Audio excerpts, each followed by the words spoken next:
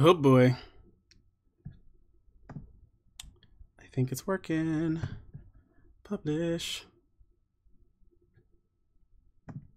Yep. Sure. Sure.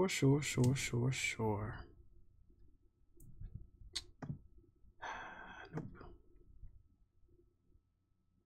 Yep, leave it. It's fine. Toad's fine. Okay, just gotta make sure this is ready.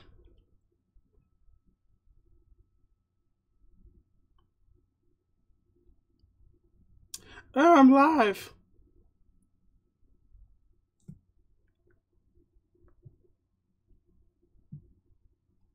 How exciting. Okay, cool. Well, this has been a journey. Where'd it go? It's down here. Now, I know this says I've played 103 minutes. I'm going to let you know that's not true. I actually booted up like the first loading screen, and then I went to go play Pokemon Go and go catch a shiny Eevee, which I did. Today is community day. I caught 2 shiny Eevees, and I'm really proud of myself. But yeah. Hold on. I need to just make sure these comments are up and running. Okay. So I can see things. Just to have my phone up so I can see. Oop. Okay. I've had the most ridiculous day with OBS and Mac. Like, these two things don't go together. And no one told me, and I found out like 5 minutes ago. And that's okay. But we are about to go get into this Doki Doki Literature Club. Already from the jump, I'm a little concerned.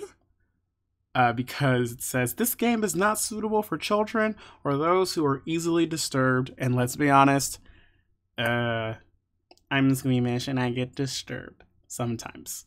So we're gonna do it. We're gonna make it happen. Now, some things for you to know. I was told not to read any review or read anything about this game, which I have not done. My friend told me don't do it, just play the game and excuse me. Woo, burps. Listen to my heart. So I'm gonna listen to my heart and we're gonna see how this goes. But this I don't know, this is not really my thing. It doesn't look like my thing, but it might be really fun. So again, so OBS. When it comes to desktop audio with a Mac, because I do own a MacBook, I used to own a PC, and I've told this story a couple times, but my PC broke like 3 years ago, and I just never replaced it. So I've been using my MacBook to do things here and there, which don't get me wrong, I love my Mac, but a lot of things out there don't like to help and do things for Mac, and that's okay. So we're going to play this. Let's just get into it. So for you to hear the audio of the game, you're actually going to hear me talk through my Yeti mic along with my computer audio playing straight over out through the speakers, because for some reason your desktop speakers from your laptop with OBS for your Mac, they don't link up together, so OBS does not recognize them. It's a pain in the ass. Whatever. Let's play this game. Individuals suffering from anxiety or depression may not have a safe experience. What? Playing this game. For content warnings, please visit... What? Oof. Alright. By playing Doki Doki Literature Club, you agree that you are at least 13 years of age and consent to your exposure of highly disturbing content. What is this? Oh. Well, I agree.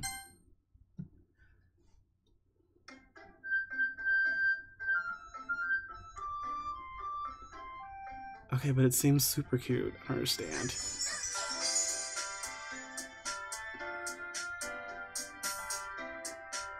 Oh, wow. Okay. Whoa.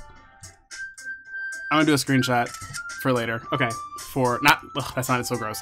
Later as in to be the thumbnail for this video. Okay. Let's just... new game. Let's do it. Enter my name. We'll just do Ren. Okay. Oh, I have to read. Oh no, I have to read. Okay, I'm gonna turn this down just a little bit just to adjust. That way, if it sounds off, so. Hey. I see an annoying girl running toward me from the distance, waving her arms in the air like she's totally oblivious to any attention she might draw to herself. That girl is Sayori, my neighbor and good friend since we were children. You know, the kind of friend you'd never see yourself making today. Ooh, damn. But oh, geez. College level reading or college graduate trying to read basic sentences.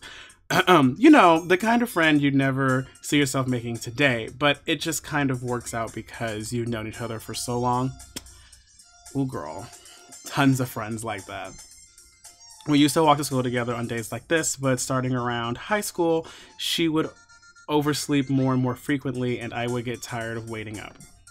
But if she's going to chase after me like this, I almost feel better off running away. However, I just sigh and idle in front of the crosswalk and let Sayori catch up to me. Okay, panting. I overslept again, but I caught you this time. Oh, it's me now. I'll talk like me. Maybe, but only because I decided to stop and wait for you. Yeah, you say that like you were going to... Ugh, God. You say that like you were thinking about ignoring me.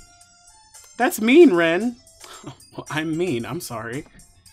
Well, if people stare at you for acting weird, then I don't want them to think we're a couple or something. Fine, fine. But you did wait for me after all. I guess you don't have it in you to be mean even if you want to. Whatever you say, Sayori. Hee. We cross the street together and make our way to school. As we draw near, the streets become increasingly speckled with other students making their daily commute. By the way, Ren, have you decided on a club to join yet? A club? I told you already, I'm not really interested in joining any clubs. I haven't been looking either. Oh, that's not true. You told me you would join a club this year. Did I?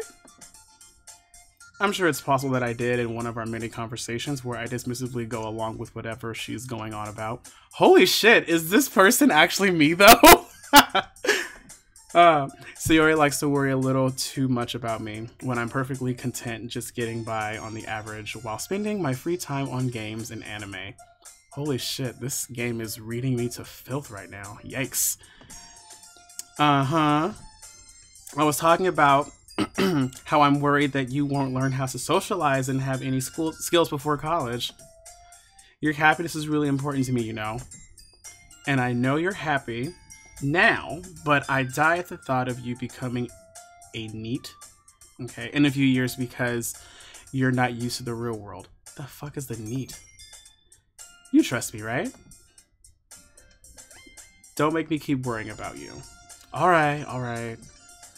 I'll look at a few clubs, I'll look at a few words.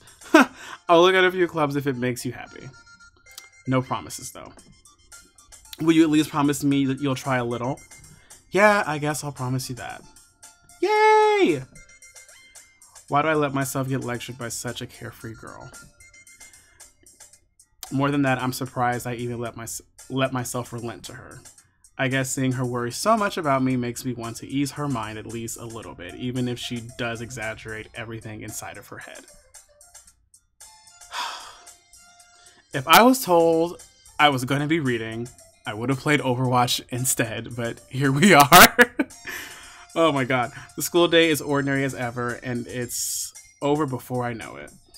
After I pack up my things, I stare blankly at the wall, looking for an ounce of motivation. Clubs. Sayori wants me to check out some clubs. I guess I have no choice but to start with the anime club. Hello? Sayori? Am I saying that right? I hope I'm saying that right. Sayori must have come into the classroom while I was spacing out. I look around and realize that I'm the only one left in the classroom. I thought I'd catch you coming out of the classroom, but I saw you just sitting here spacing out, so I came in. Honestly... Honestly, you're even worse than me sometimes. I'm impressed. You don't need to wait up for me if it's going to make you late to your own club. Well, I thought you might need some encouragement, so I thought, you know what? Well, that you could come to my club. Sayori, yeah? There is no way I'm going to your club. Meanie. Sayori is the vice president of the literature club. Not that I was ever aware that she had any Not that I was ever aware that she had any interest in literature. In fact, I'm 99% sure she only did it because she thought it would be fun to help start a new club. Since she was the first one to show interest after the one who proposed the club, she inherited the title vice president. That said, my interest in literature is guaranteed to be even less. Yeah, I'm going to anime club. Come on, please. Why do you care so much anyway? Well, I kind of told the club yesterday I would bring in a new member. And Natsuki made cupcakes and everything. Don't make promises you can't keep. Yeah, bitch. I can't tell if Sayori is really that much of an airhead or if she's so cunning as to have planned all of this out. I let out a long sigh. Fine, I'll stop by for a cupcake, okay? Yes, let's go!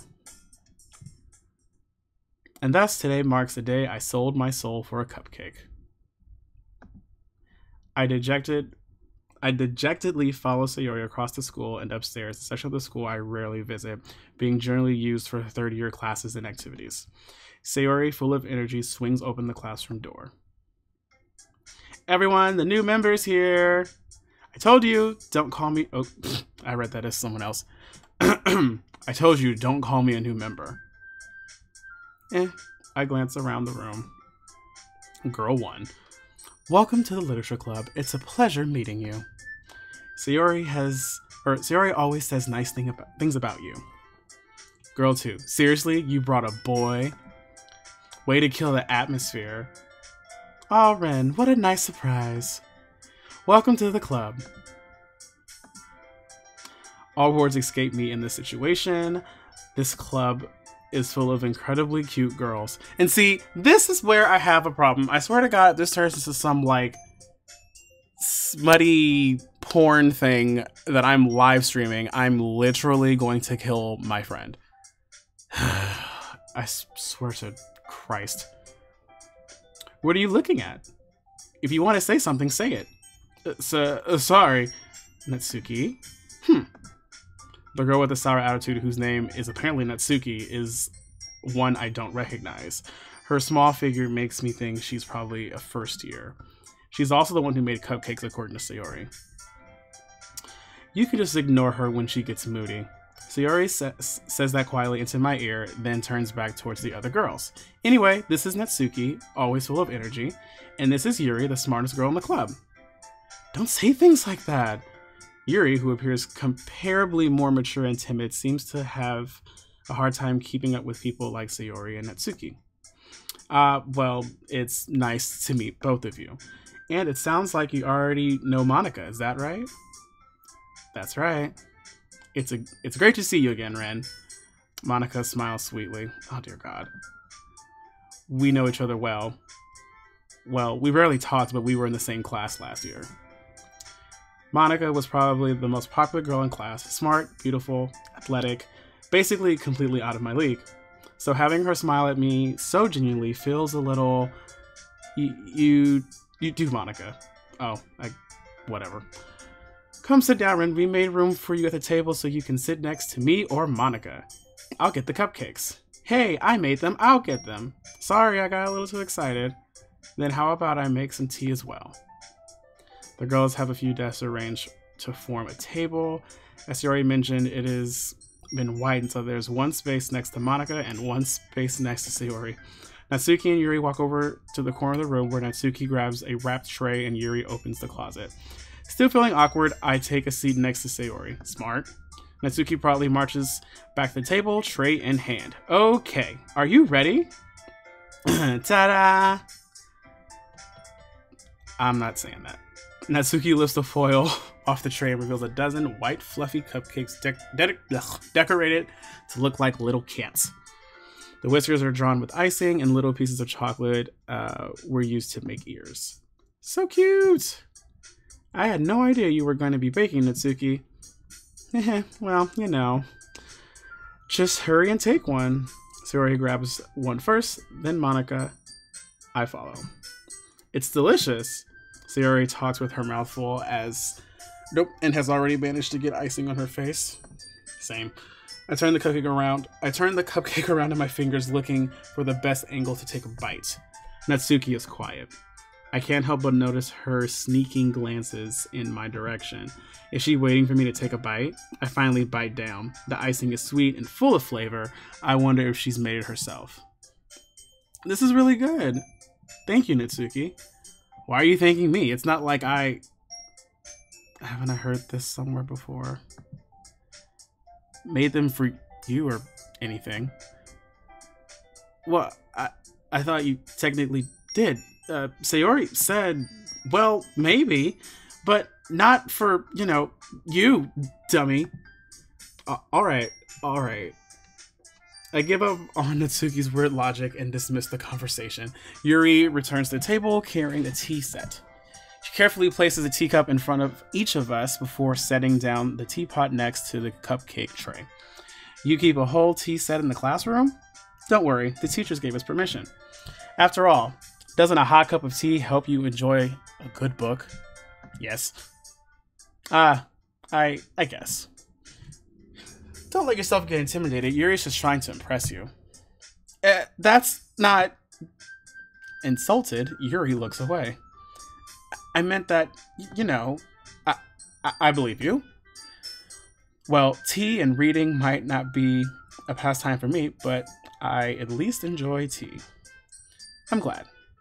Yuri faintly smiles at herself in relief. Monica raises an eyebrow and smiles at me. So what made you consider the literature club? I was afraid of this question. Something tells me I shouldn't tell Monica that I was practically dragged here by Sayori. Well, I haven't joined any clubs yet, and Sayori seemed really happy here, so... Oh, that's okay. Don't be embarrassed. We'll make sure you feel right at home, okay? As president of the literature club, it is my duty to make the club fun and exciting for everyone. Monica, I'm surprised. How come you decided to start your own club? You could probably be bored. You can probably be a board member of any of the major clubs.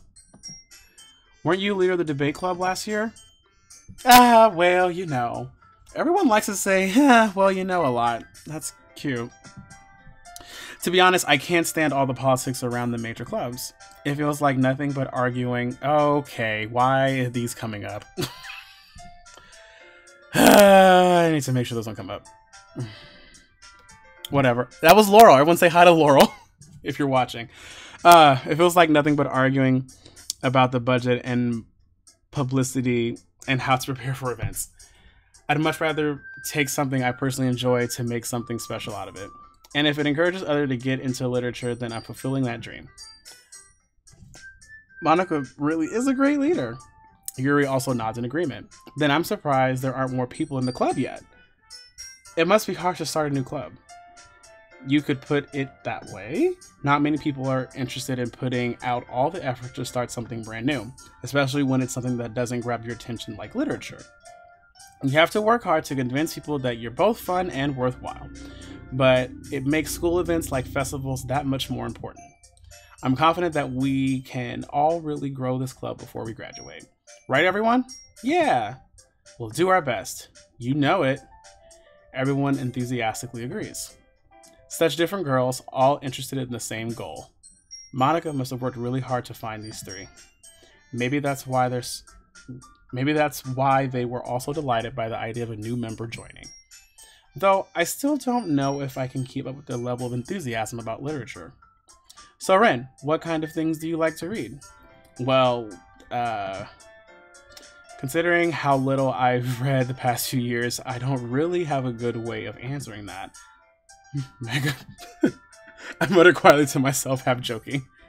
Natsuki head suddenly perks up. It looks like she wants to say something, but she keeps quiet. Not much of a reader, I guess. Damn, sick burn. Well, that can change. What am I saying? I spoke without thinking after seeing Yuri's sad smile. Anyway, what about you, Yuri? Well, let's see. Yuri traces the rim of her teacup with her finger. My favorites are usually novels that build deep and complex fantasy worlds. The level of creativity and craftsmanship behind them is amazing to me. And telling a good story in such a foreign world is equally impressive. Damn right, girl. Yuri goes on, clearly passionate about her reading. She seemed so reserved and timid since the moment I walked in, but it's obvious by the way her eyes light up that she finds herself in the world of books. She finds her comfort in the world of books, not people. But you know, I like a lot of things. Stories with deep psychological elements usually immerse me as well. Isn't it amazing how a writer can so deliberately take advantage of your own lack of imagination to completely throw you for a loop? Anyway, I've been reading a lot of horror lately. I read a horror book once. Horror book once. Jeez. I desperately grasped something I can relate to at the minimal level. At this rate, Yuri might as well be having a conversation with a rock. Really? I wouldn't expect that, Yuri. For someone as gentle as you. I guess you could say that. But if a story makes me think or take me to another world, then I really can't put it down. Surreal horror is often very successful at changing the way you look at the world, if only for a brief moment. Ugh, I hate horror. Same! Oh, why's that? Well, Natsuki eyes dart over to me for a millisecond. Never mind. That's right, you usually like to write about cute things, don't you, Natsuki? What? What gives you that idea? You left a piece of scrap paper behind last club meeting. Okay, Monika's a little snoopy bitch. It looks like you were working on a poem called... Don't say it out loud! And give that back. Fine. Your cupcakes, your poems, everything you do is just as cute as you are. Sayori slides behind Natsuki and puts her hands on her shoulders. I'm not cute. Natsuki, you write your own poems? Well, I guess sometimes. Why do you care? You think... Well, I think that's impressive. Why don't you share them sometime? No! Natsuki averts her eyes. You wouldn't like them. Not a very confident writer yet? I understand how Natsuki feels. Sharing that level of writing takes more than just confidence. The truest form of writing is writing to oneself. You might be willing to open up to your readers, exposing your vulnerabilities and showing even the deepest reaches of your heart. Do you have writing experience too, Yuri? Maybe if you share some of your work, you can set an example and help Natsuki feel comfortable enough to share hers. Yep. I guess it's the same for Yuri. Aw, I wanted to read everyone's poems. We all sit in silence for a moment. Okay, I have an idea, everyone. Natsuki and Yuri look quizzically at Monika. Let's all go home and write a poem of our own. The next time we meet, we'll all share them with each other. That way, everyone is even. Yeah, let's do it. Plus, now that we have a new member, I think it will help us all get a little more comfortable with each other and strengthen the bond of the club. Isn't that right, Ren? Monika smiles warmly at me once again. Hold on, there's still one problem. What's that? Now that we're back to the original topic of me joining the club, I bluntly come forth with what's been on my mind the entire time. I never said I would join this club. Sayori may have convinced me to stop by, but I never made any decision. I still have other clubs to look at, and, I lose my train of thought. Oh, they all look sad, and, well, Natsuki looks pissed. All four girls stare back at me with dejected eyes. But, I'm sorry, I thought, Ren, you all... I'm defenseless against these girls. How am I supposed to make a clear-headed decision when it's like this? Easy, be gay. It's pretty simple. Just be gay. You can say no to a lot of people. That is, if writing poems is the price I need to pay in order to spend every day with these beautiful girls. Right. Okay, I've decided then. I'll join the literature club. One by one, the girls' eyes light up. Yes, I'm so happy. Sayori wraps her arms around me, jumping up and down. Hey, you really did scare me for a moment. If you really just came for cupcakes, I would be super pissed. Then that makes it official. Welcome to the Literature Club. Ah, thanks, I guess. Okay, everyone. I think with that, we can officially end today's meeting on a good note. Everyone remember tonight's assignment. Write a poem to bring it to the next meeting so we can all share. Mana looks at me once more. Ren, I look forward to seeing how you express yourself. Yeah. Can I really impress the class star Monica with my mediocre writing skills? I already feel the anxiety welling up inside me. Meanwhile, the girls continue to chit-chat as Yuri and Natsuki clean up their food. Hey Ren, since you're already here, do you want to walk home together? That's right, Sayori and I never walk home together anymore because she's always stayed after school for clubs. Sure, might as well. Yay! With that, the two of us depart the club room and make our way home. The whole way, my mind wanders back and forth between the four girls. Sayori, Natsuki, Yuri, and of course, Monica. Will I really be happy spending every day after school in the literature club? Perhaps I'll have to have a chance to grow closer to one of these girls. I swear to God, this is a dating simulator. The warnings for this do not lend to the idea that this is a dating simulator. So I'm just a little, I don't know, we'll see. Perhaps I'll have a chance to grow closer to one of these girls. All right, I'll just need to make the most of my circumstance, and I'm sure good fortune will find me. And I guess that starts with writing a poem tonight.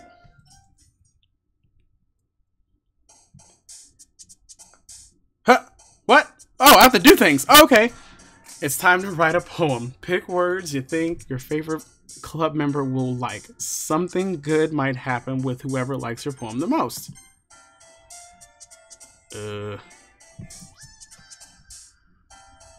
Damn. I wish people were watching. And that is the first time I'll ever say that. I wish someone was watching. Because this is like decision based. Okay, I'm gonna pick things. We're gonna pick uncanny. I like that. Disaster's cool. Sensation. Let's do crimson. Oh, that she's jumping a lot. Okay.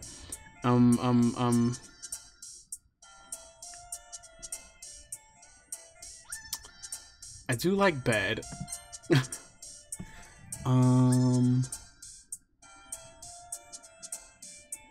Sure. Question. Let's do headphones. Sure. Jesus. Let's do a tone. Bliss, after image, tenacious. I like the word tenacious. Fireflies, lollipop, love, desire, disoriented, dream, papa, lucky, ribbon, peace.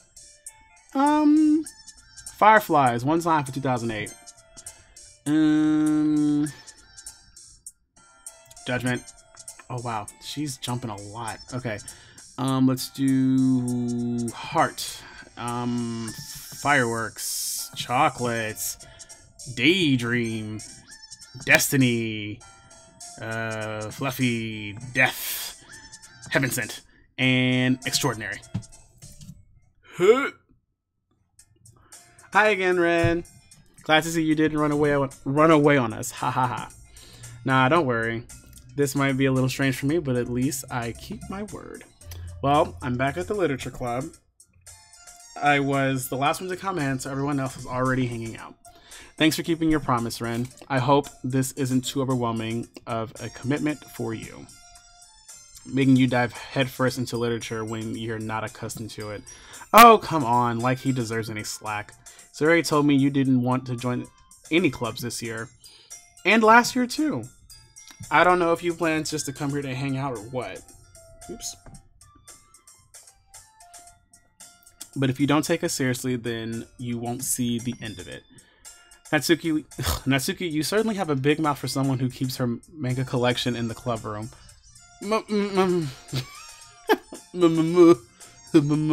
Okay. Natsuki finds herself stuck between saying Monica and manga. Or manga. Is it manga? Manga? Manga? I've said manga my entire life, I think. Or manga. Actually, I've used both. Who knows? We're going to say manga today. Manga is literature. Swiftly defeated, Natsuki plops back into her seat. Don't worry, guys. Ren always gives it his best as long as he's having fun. He helps me with busy work without me even asking. Like cooking, cleaning my room. Damn, you're cleaning her room? What is wrong with you? How dependable. Sayori, that's because your room is messy. It's distracting. Oh, alright. Okay. This guy sounds like me and I hate it. And you almost set your house on fire once. Is that so? You two are really good friends, aren't you? I might be a little jealous. How come? You and Ren can be good friends too. Sayori? As usual, Sayori seems oblivious to the weird situations she just put me into. Oh, Yuri even brought something for you. Brought you something today, you know? Wait, Sayori? Me? Not really. Don't be shy. It's really nothing. What is it? Never mind. Sayori made it sound like a big deal when it's really not. What do I do? I'm sorry, Yuri, I wasn't thinking. I guess that means it's up to me to rescue the situation. Hey, don't worry about it. First of all, I wasn't expecting anything in the first place, so any nice gesture from you is a pleasant surprise. It makes me happy no matter what. Is that so? Yeah, I won't make it a big deal if you don't want it to be. Alright, well, here. Yuri reaches into her bag and pulls out a book. I didn't want you to feel left out, so I picked out a book that I thought you might enjoy. It's a short read, so it should keep your attention even if you don't usually read. And we could, you know, discuss it if you wanted. This is... How is this girl accidentally being so cute? She even picked out a book she thinks I like despite me not reading much. Yuri, thank you. I'll definitely read this. I enthusiastically take the book. Oh, hi, John. This is Your Doing, and I don't know what the F is happening, but hello. Can you hear the music from the game? Let me know. Because I explained earlier, like, for some reason, OBS and Mac and the whole desktop speaker thing, it's been a disaster, which is why I started late. Anyway, phew! Well, you can read it at your own pace. I look forward to hearing what you think. Now that everyone is settled in, I expect Monica to kick off some scheduled activities for the club, but that doesn't seem to be the case. Sayori and Monica are having a cheery conversation in the corner. Yuri's face is already buried in a book. Buried? Or buried? Doesn't matter who. Okay. I can't help but notice her intense expression like she's waiting for this chance. Meanwhile, Natsuki is rummaging around in the closet. Same. I'm really curious to talk to Yuri a little bit more, but at the same time, I would feel bad for distracting her from reading. I catch a glimpse of the cover of her book. It looks like the same book she lent to me. More than that, she seems to be on the first few pages. Oh dear. Crap. I think she noticed me looking at her. She sneaks another glance at me, and our eyes meet for a split second. But that only makes her hide her face deeper in her book. Sorry. I was spacing out. I mutter this, sensing I made her uncomfortable. Oh. It's fine.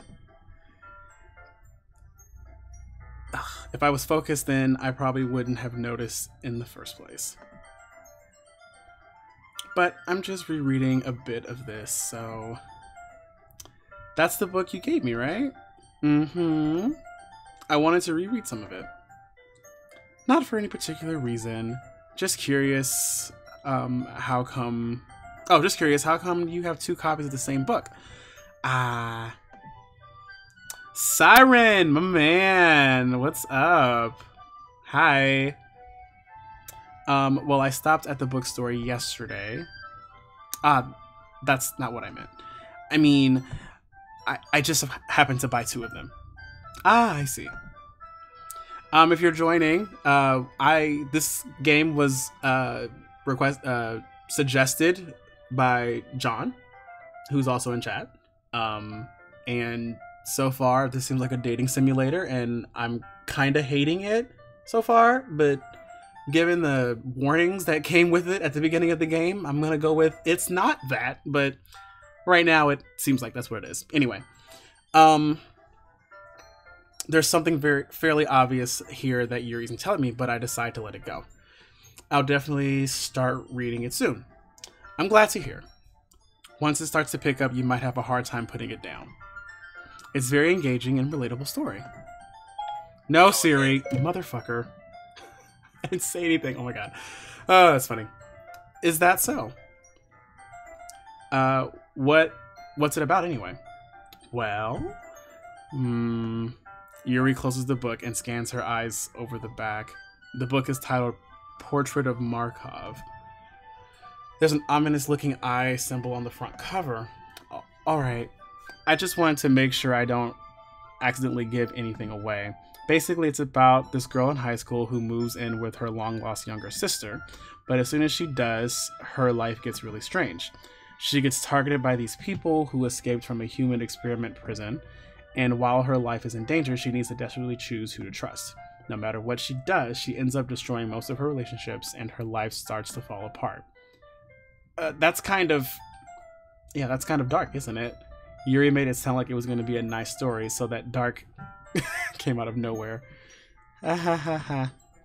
Yuri gently giggles all of a sudden.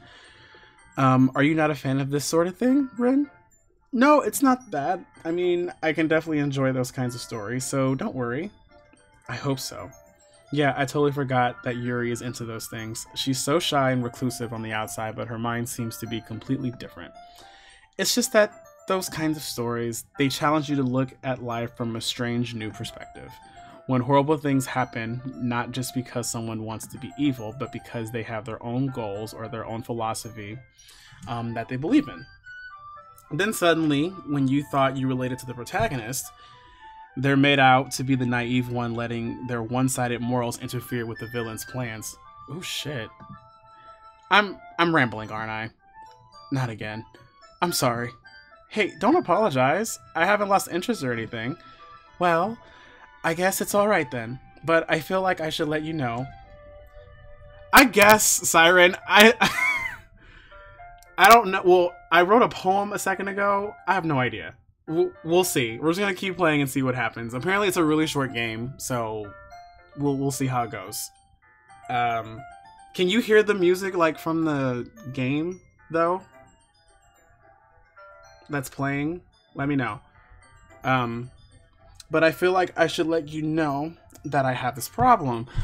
When I let things like books and writings fill my thoughts, I kind of forget to pay attention to other people. So I'm sorry if I end up saying something strange, and please stop me if I start talking too much. I really don't think you need to worry. That just means you're passionate about reading. The least I can do is listen. It's literature club after all. That's true. In fact, I might as well start reading it, right? You don't have to. Aha. What? What are you saying? Okay. Just a moment ago, you said you were looking forward to it. Let me just get the book. I quickly retrieved the book that I had put into my bag. All right. It's fine if I sit here, right? I slip into the seat next to Yuri's. Yeah. Are you sure? You seem a little apprehensive. That's... Okay, cool. Thanks. I'm sorry. It's not that I don't want you to. It's just something I'm not very used to. That is, reading in company with someone. I see. Well, just tell me if I end up distracting you or anything. Alright. I open the book and start the prologue. I soon understand what Yuri means about reading in company. It's as if I can feel her presence over my shoulder as I read. It's not a particularly bad thing. Maybe it's a little distracting, but the feeling is somewhat comforting. Yuri's in the corner of my eye. I realize that she's not actually looking at her own book. I glance over.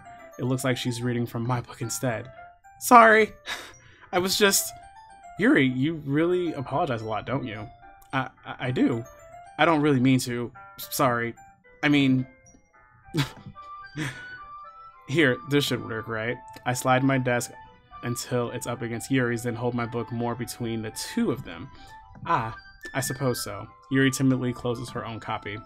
Once we each lean a little bit, our shoulders are almost touching. John, what is this game? This is trash garbage. I just want to play Overwatch. Ah, it feels like my left arm is in the way, so instead I use my right hand to hold open the book. Ah, I guess that makes it kind of difficult to turn the page. Here. Yuri takes her left arm and holds the left side of the book between her thumb and her forefinger. Ah, I do the same with my right arm on the right side of the book.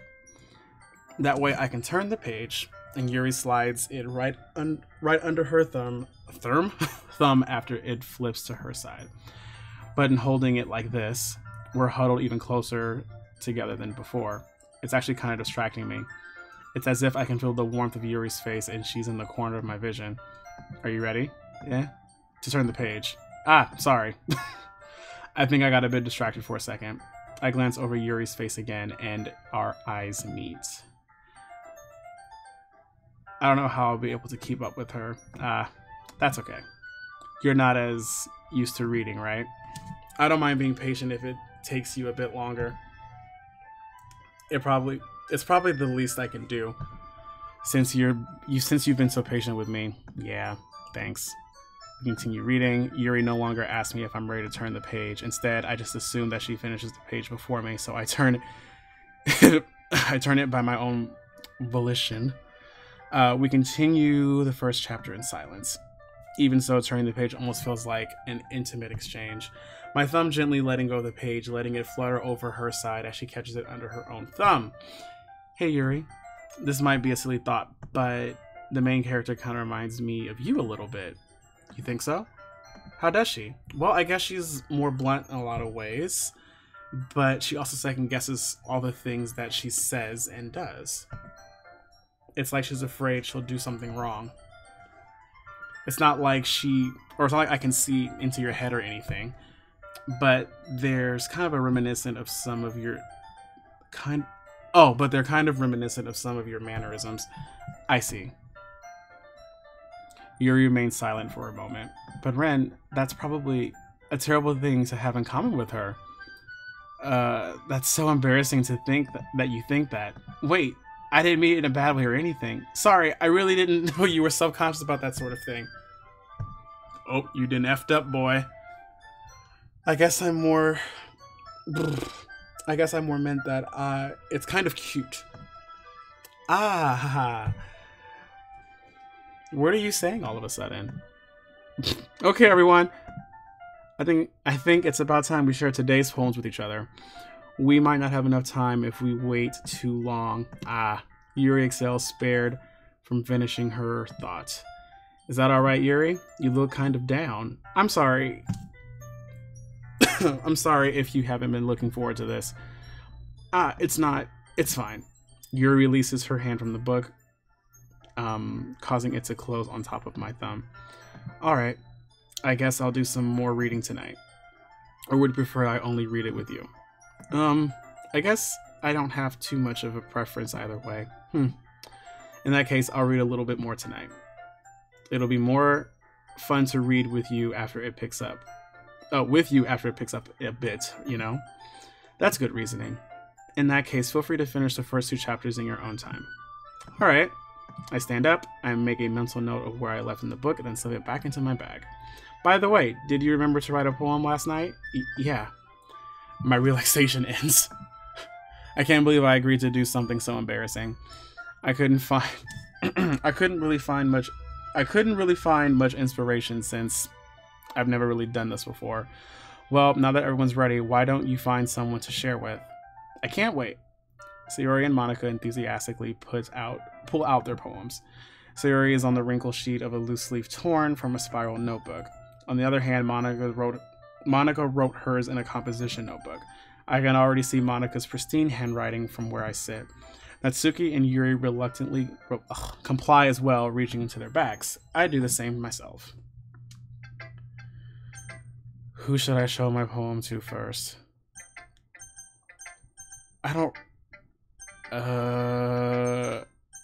I don't know who is who. Natsuki's the girl with the pink hair, the short pink hair. Yuri. Who was I just talking to? Was it Yuri? Oh shit.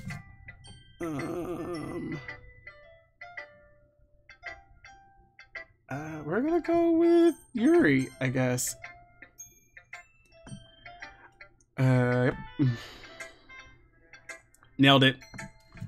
As Yuri reads the poem, I notice her eyes lighten. Exceptional. What was that? Did I say that out loud? Yuri first covers her mouth, but then ends up covering her whole face. He's going to hate me. You really didn't do anything wrong, Yuri. I guess you're right. What am I getting so nervous for? Ha. Yuri takes a breath. So, what kind of writing experience do you have? Your use of imagery and metaphors indicates you've written a lot of poetry before. Well, I mean, me personally, in real life, I have a degree in writing, so, Anyway, really? Wow, that's a huge compliment coming from you. This is actually my first time, really. Huh? Yuri stares at me blankly, then looks at the poem again. Well, I know that. I just mean, Yuri trails off, unable to find an excuse. She traces her finger along the words in the poem as if breaking it down more thoroughly. Yeah, okay. This is the reason I was able to tell. It's just that there are specific writing habits that are usually typical of new writers, and having been through that myself, I kind of learned to pick up on them. I think the most noticeable thing I recognize in new writers is that they try to make up their style very deliberate. In other words, they tend to pick a writing style separate from the topic matter, and then they fit the two together. The end result is that both the style and expressiveness are weakened. Once Yuri finds her trains of thought, it's as if her demeanor totally changes. Her stammering is completely gone, and she sounds like an expert. Of course, that's not something you can be blamed for. There's so many different skills and techniques that go into writing even a simple poem. Okay, but you just said it was exceptional, but okay. Not just finding them and building them, but getting them to work together is probably the most challenging part. It might take some time, but it all comes with practice and learning by example and trying new things. I also hope that everyone in the club gives you valuable feedback. Natsuki can be a little biased, though. Biased? How? Well, never mind. I shouldn't be talking about people like that. Sorry. It's fine. I'm not sure if Yuri's apologizing for herself, to me, or to Natsuki. Do you mind if I read your poem now? Please do. I'd love to share your thought process behind it. Yuri smiles dreamily as if it's a rare opportunity for her, which itself is kind of funny. After all, isn't this supposed to be a literature club?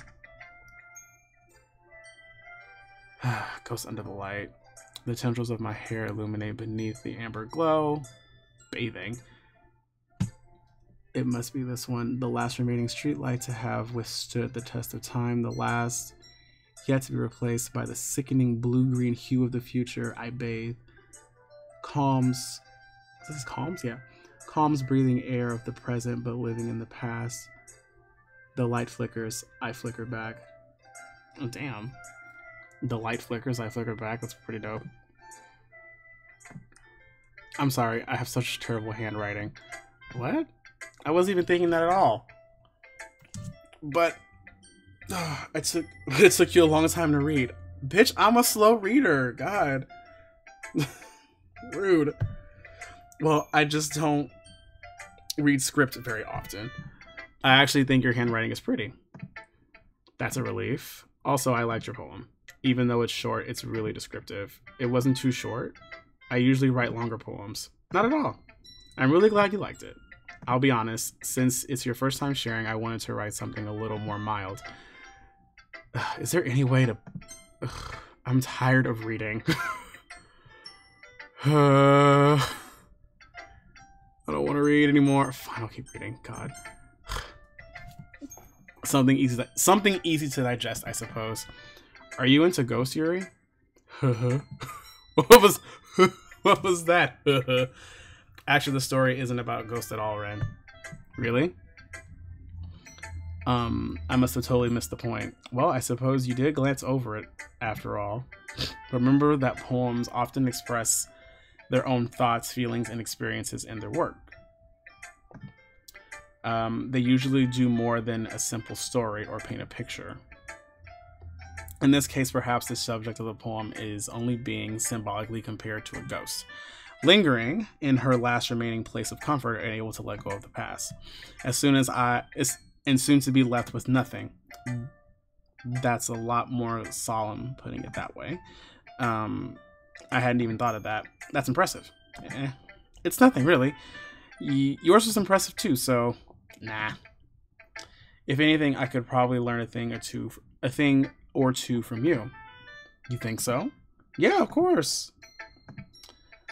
You know, I was really nervous about doing all this, but in the end, I enjoyed it. I'm going to keep doing my best for you, Ren. Oh, for me? Jeez. Me too. I have to read everyone's poems. John, this is so much reading. This is terrible. Hi, Ren. Having a good time so far? Ah, yeah. Good, glad to hear it. By the way, since you're new and everything, if you ever have any suggestions for the club, like new activities or things we can do better, I'm always listening. Don't be afraid to bring up new things, okay? Alright, I'll keep that in mind. Of course, I'll be afraid to bring things up. I'm much better off going with the flow until I'm more settled in. Anyway, want to share your poem with me? It's kind of embarrassing, but I guess I have to.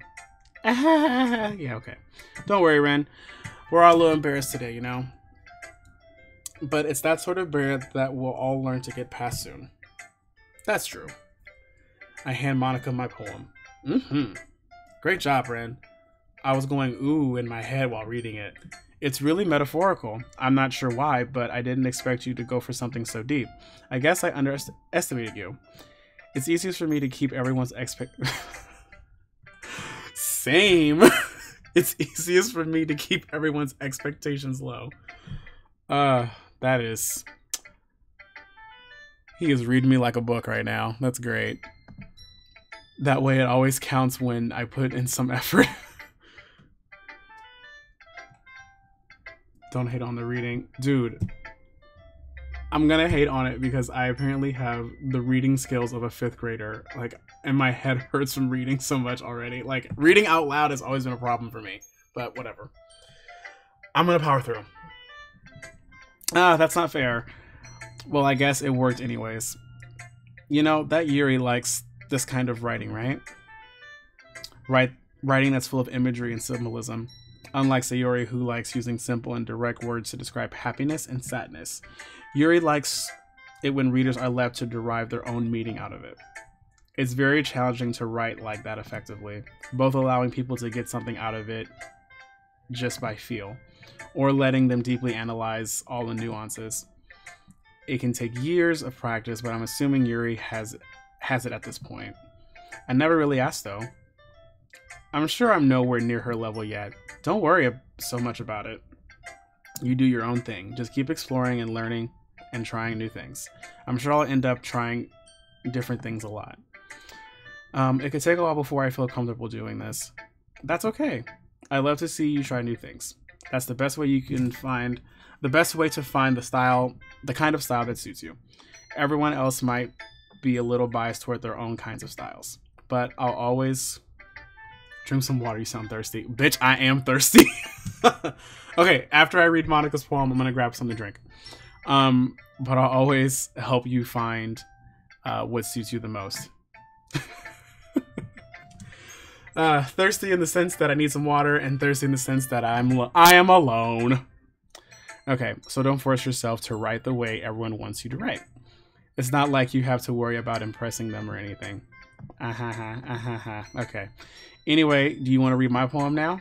Don't worry, I'm not very good. You sound pretty confident for someone who claims to not be good. Well, that's because I have to sound confident.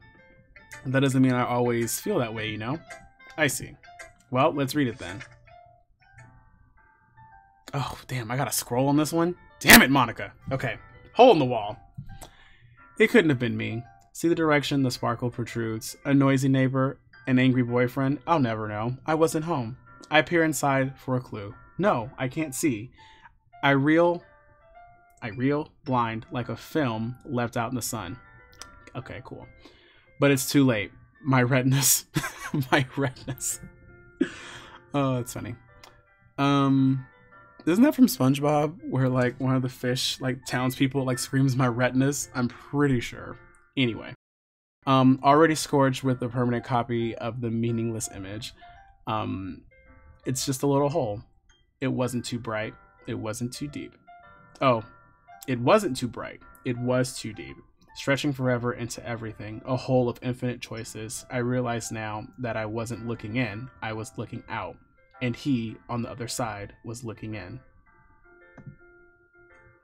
So, what did you think? It's very freeform, if that's what you call it. Sorry, I'm not really the right person to ask for feedback. Oh, it's okay. Yeah, that kind of style has gotten pretty popular nowadays. That is, a lot of poems have been putting emphasis on the timing between words and lines. When performed out loud, it can be very powerful. What was the inspiration behind this one?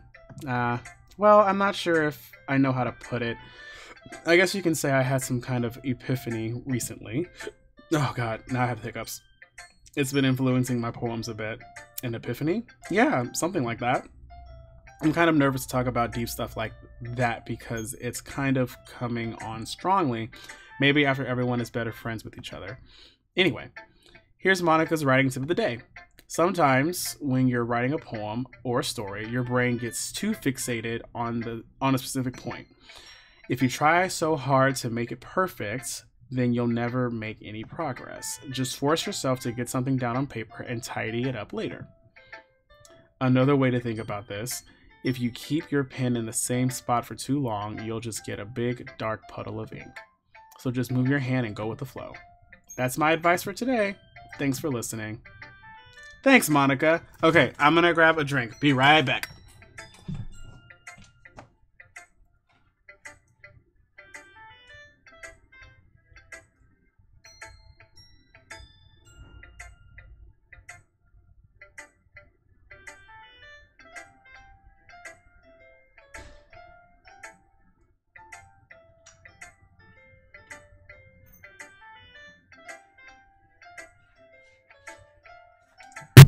I'm back. And I am drinking an Arizona half iced tea, half mango.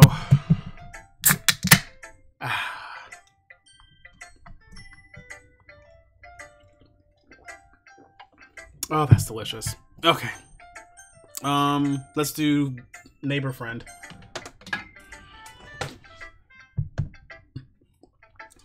This is a good poem, Ren. Damn, she read it so fast.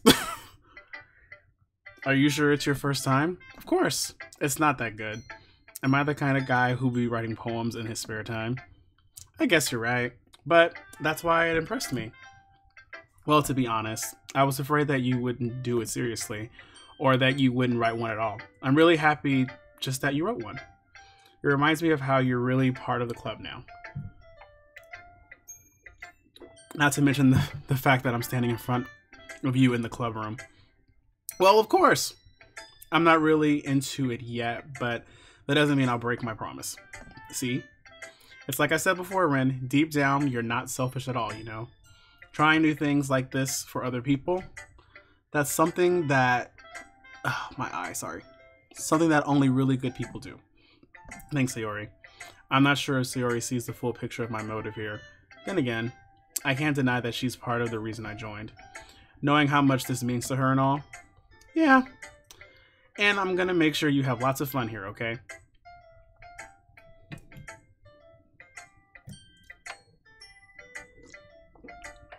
Well, hello, Technicupid 400 with the... chiming in with the E. Hi. Let's see. That'll be my way of thanking you. Alright, I'm gonna hold you to that then. Yay. Now you read my poem too, right? Don't worry, I'm really bad at this. We'll see about that. What? Dear sunshine, the way you glow through my blinds in the morning, it makes me feel like you missed me. Kissing my forehead to help me out of bed, making me rub the sleepy from my eyes. Are you asking me to come out and play? Are you trusting me to wish away a rainy day? I look above, the sky is blue. It's a secret, but I trust you too. If it wasn't for you, I could sleep forever, but I'm not mad. I want breakfast. Yeah, okay. Sayori, this is just a guess, but did you wait till this morning to write this? No. Lying. Just a little bit. You can't answer just a little bit to a yes or no question. I forgot to do it last night. Well, at least that makes me feel a little better about myself. Don't be mean. I still tried my best. Yeah. I didn't mean to say it was a bad poem. Look at the game files when stuff gets too dark. Okay.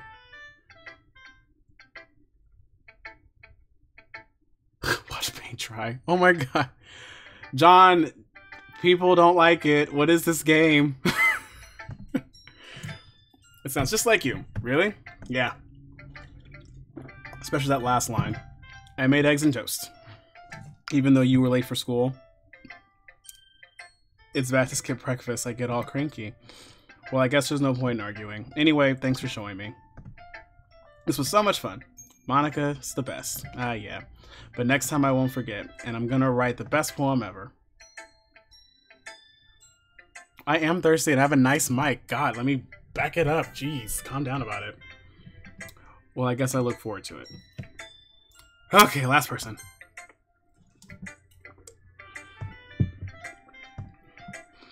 Well, it's about what I expected from someone like you. Just follow my heart. That's a little blunt. Well, excuse me. It's not like I said it was bad. It's just you didn't evoke any emotions. So basically, it's not cute enough for your taste. Do you want to get smacked? I'll pass. Sigh. Well, anyway, I guess I need to show you mine. Not that you'll like it. Eagles can fly, monkeys can climb, crickets can leap, horses can race, owls can seek, cheetahs can run, eagles can fly, people can try, but that's about it. Damn. Alright, last two lines were cute. Yeah, I told you you weren't gonna like it. I like it, but just be honest, I am. Why are you so convinced that I wouldn't like it? Well, because everyone in high school thinks that writing has to be all sophisticated and stuff. So people don't even take my writing seriously. But isn't that the point of poems for people to express themselves? Oh my god, so much reading. Your writing style wouldn't make your message any less valid. Yes, exactly. I like when it's easy to read, but it hits you hard. Like in this poem, seeing everyone around you do great things can be really disheartening, so I decided to write about it. Yeah, I understand. But the other nice thing about simple writing is that it puts more weight on the wordplay. Like I set up for a rhyme at the end, but made it fall flat on purpose. Yeah, that's true. It helps bring out the feeling in the last line. So you did. I guess more went into that than I realized. That's what it means to be a pro. I'm glad you learned something. Didn't expect that from the youngest one here, did you? Yeah, guess not. I decided to humor her with the last comment. I don't really care how old everyone is, but if Natsuki is feeling proud, then I won't take that away from her. Phew. I guess that's everyone. I glance around the room. That was a little more stressful than I anticipated. It's as if everyone is judging me for my mediocre writing abilities. Even if they're just being nice, there's no way my poems can stand up to theirs. That is the literature club, after all. I sigh. I guess that's what I ended up getting myself into. Across the room, Sayori and Monica are happily chatting. My eyes land on Yuri and Natsuki. They gingerly exchange sheets of paper, sharing their respective poems.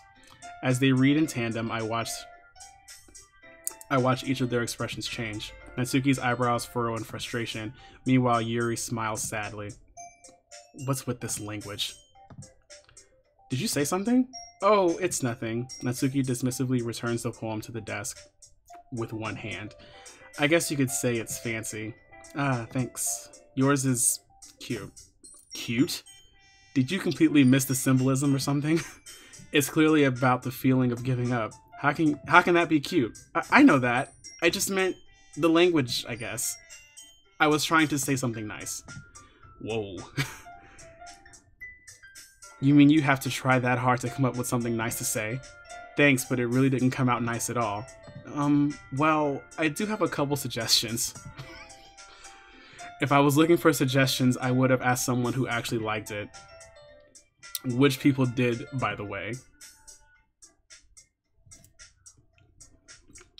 Sayori liked it, and Rin did too. So based on that, I'll gladly give you suggestions of my own. First of all, oh shit, excuse me. I appreciate the offer, but I spent a long time establishing my writing style. I don't expect it to change anytime soon unless, of course, I come across something particularly inspiring, which I haven't yet. And Rin likes my poem too, you know. He even told me he was impressed by it. Oh shit. The music stops. Okay, Natsuki suddenly stands up. Oh, I didn't realize you were so invested in trying to impress our new member, Yuri. Oh dear. That's not what you're just... Yuri stands up as well. Maybe you're a little jealous that Rin appreciates my advice more than you appreciate yours. And how do you know he didn't appreciate my advice more? Are you that full of yourself? No. If I was full of myself, I would deliberately go out of the way to make everything I do overly cutesy. Oh shit. Whoa. Is everyone okay? Well, you know what? I wasn't the one whose boobs magically grew a size bigger as soon as Ren started showing up. Oh, whoa! Yo, what is happening?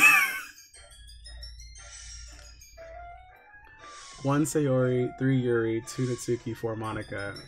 If you saw the trailer and played the game, you know what I mean. I watched the trailer, but I have not. It's my first time playing it, dude. So we're gonna see how it goes. Oh, Natsuki. Natsuki, that's a little... This doesn't involve you.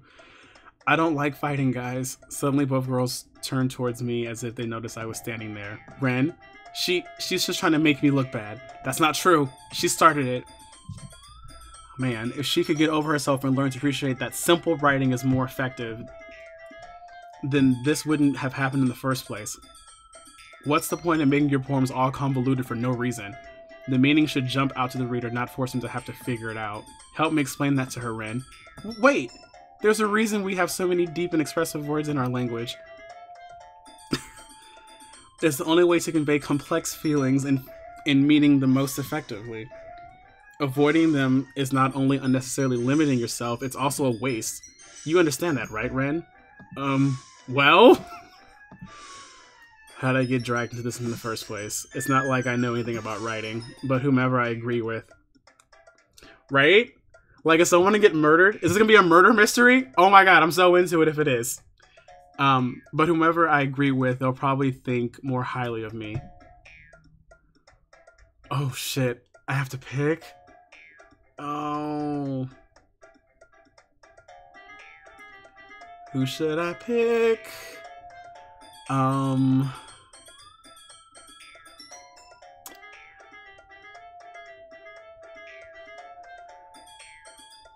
You know what? I'm gonna pick Natsuki only because I like the end of her poem. Eagles can fly and people suck, basically. That was beautiful. I'm gonna pick Natsuki. Ugh. Yuri, you're really talented. Well, but Natsuki has a point. I think that I rack my brain and attempt to back myself up. I think that conveying feelings with few words can be just as impressive as well. It lets the reader's imagination take over, and Natsuki's poem did a really good job at that. Yeah, it did, didn't it? Shows how much you know. That's not Natsuki. I think that's enough. Huh? Me? But she was so mean to me, Natsuki's voice whines. Look, what we talked about yesterday was right. Writing is a really personal thing. and sharing it can be hard. It looks like we learned that today. Even small criticisms can lead to something pretty heated. I glance over my shoulders. Sayori is nodding vigorously. Yeah, so you don't need to feel threatened. You're a great writer, Natsuki. Natsuki's voice gets caught in surprise. You messed up. I messed up? I mean... What? I don't know. Natsuki's voice gets caught in surprise. Thanks for noticing. She finally mutters that barely audible. Yuri. Yuri looks at me dejectedly. With a face like that, I can't help but feel bad for her as well. I'm sure that Natsuki didn't mean everything she said, so you don't need to feel threatened either. Well, if you say so. Hey, it's not like you need to apologize for me, Ren. Sheesh. Natsuki takes a breath. The thing about... Natsuki glances around the room. When everyone stops staring at me, unsurprisingly, Natsuki has a harder time with it than she boasted. Sayori and Monika look away. Anyway, the thing about your boobs, I didn't mean it, okay? That's all. Natsuki looks away, avoiding eye contact with anyone. Yeah, you're naturally beautiful, Yuri. Sayori? I'll go make some tea. Oh, damn, she took off. Well, I'm supposed to follow my heart, and, I mean, Natsuki had a point. Simple words are great. That's how I feel, right? Sayori, I was just trying to help you. I'm sure she appreciated Sayori. I pat Sayori on the shoulder. Well, now that we're past that, everyone read each other's poems, right? Or read. I hope that it's worthwhile for everyone, especially you, Ren. And to be honest, it's nice to change the pace from lazing around. It's a nice change of pace from the lazing around we got a little too used to. So my joining the club was responsible for ruining the atmosphere. No, not at all. There's still time before we go home, so we'll all relax for a bit. Of course, besides chatting, we do literature-related things in the club room. So maybe you could take a chance to pick up a book or do some writing. After all, that's what the club is for. I disagree, Monika. Yeah, about what? That's not the most important thing about the literature club. The most important thing is having fun. Ah, of course. Well, I guess that's why you're vice president, Sayori. In the end, though Monika's right, being in the literature club probably means I can't spend all my time doing nothing. But in the end, I guess it's worth it so far. Okay, everyone, it's about time for us to leave. How do we feel about sharing poems? It was a lot of fun. Well, I'd say it was worth it. It was alright. Well, mostly. Ren, how about you? Yeah, I'd say the same. It was a neat thing to talk about with everyone. Awesome. In that case, we'll do the same thing tomorrow, and maybe you learn something from your friends too. So your poems will turn out even better. I think to myself, I did learn a lot about the kinds of poems everyone likes. With any luck, that means I can at least do a better job impressing those I want to impress. I nod to myself with newfound determination. Ren, ready to walk home? Sure, let's go. It truly has been a while since Sayori and I have spent this much time together. I can't really say I'm not enjoying it either. Sayori, about what happened earlier. What do you mean? You know, between Yuri and Natsuki. Does that kind of thing happen often? No. That's really the first time I've seen them fight like that. I promise they're both wonderful people. You don't hate them, do you? No, I don't hate them. I just want your opinion. I just wanted your opinion, that's all. I can see why they'd make good friends with you. Phew! You know, Ren, it's nice that I get to spend time with you in the club, but I think seeing you get along with everyone is what's making me the happiest. And I think everyone really likes you too. That's... Every day's gonna be so much fun. Sigh. It looks like Sayori still hasn't caught on to the kind of situation I'm in. Sure, being friends with everyone is nice, but does it really need to stop there? Oh, jeez. We'll just have to see what the future holds, Sayori. I pat Sayori on the shoulder. I said that more to myself than to her. but it's easy to use Sayori as an internal monologue sometimes. Okay, yeah, let's do this.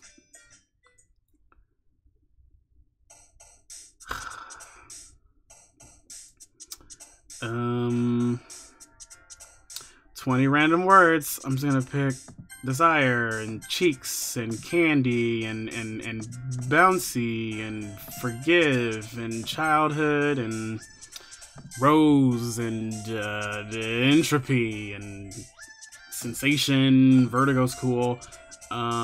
Meager, hop, starscape, music, jump, ribbon, dream. Of course she jumps like kawaii. Let's do silly, and then twirl. I don't know. I just really want to get to like the meat and potatoes of this game and see what all the fuss is about. Okay, another day passes and it's time for the club meeting already. I've gotten a little bit more comfortable here over the past couple days.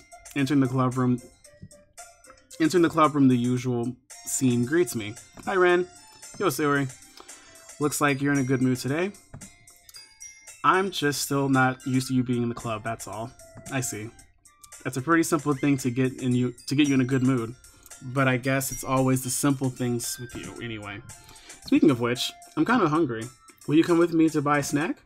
No thanks. Oh, damn. I didn't get to choose. That's not like you at all. I have my reasons. Why don't we take a look at your purse, Sayori? Why that all of a sudden? No reason really. I just want to look at it. What is happening?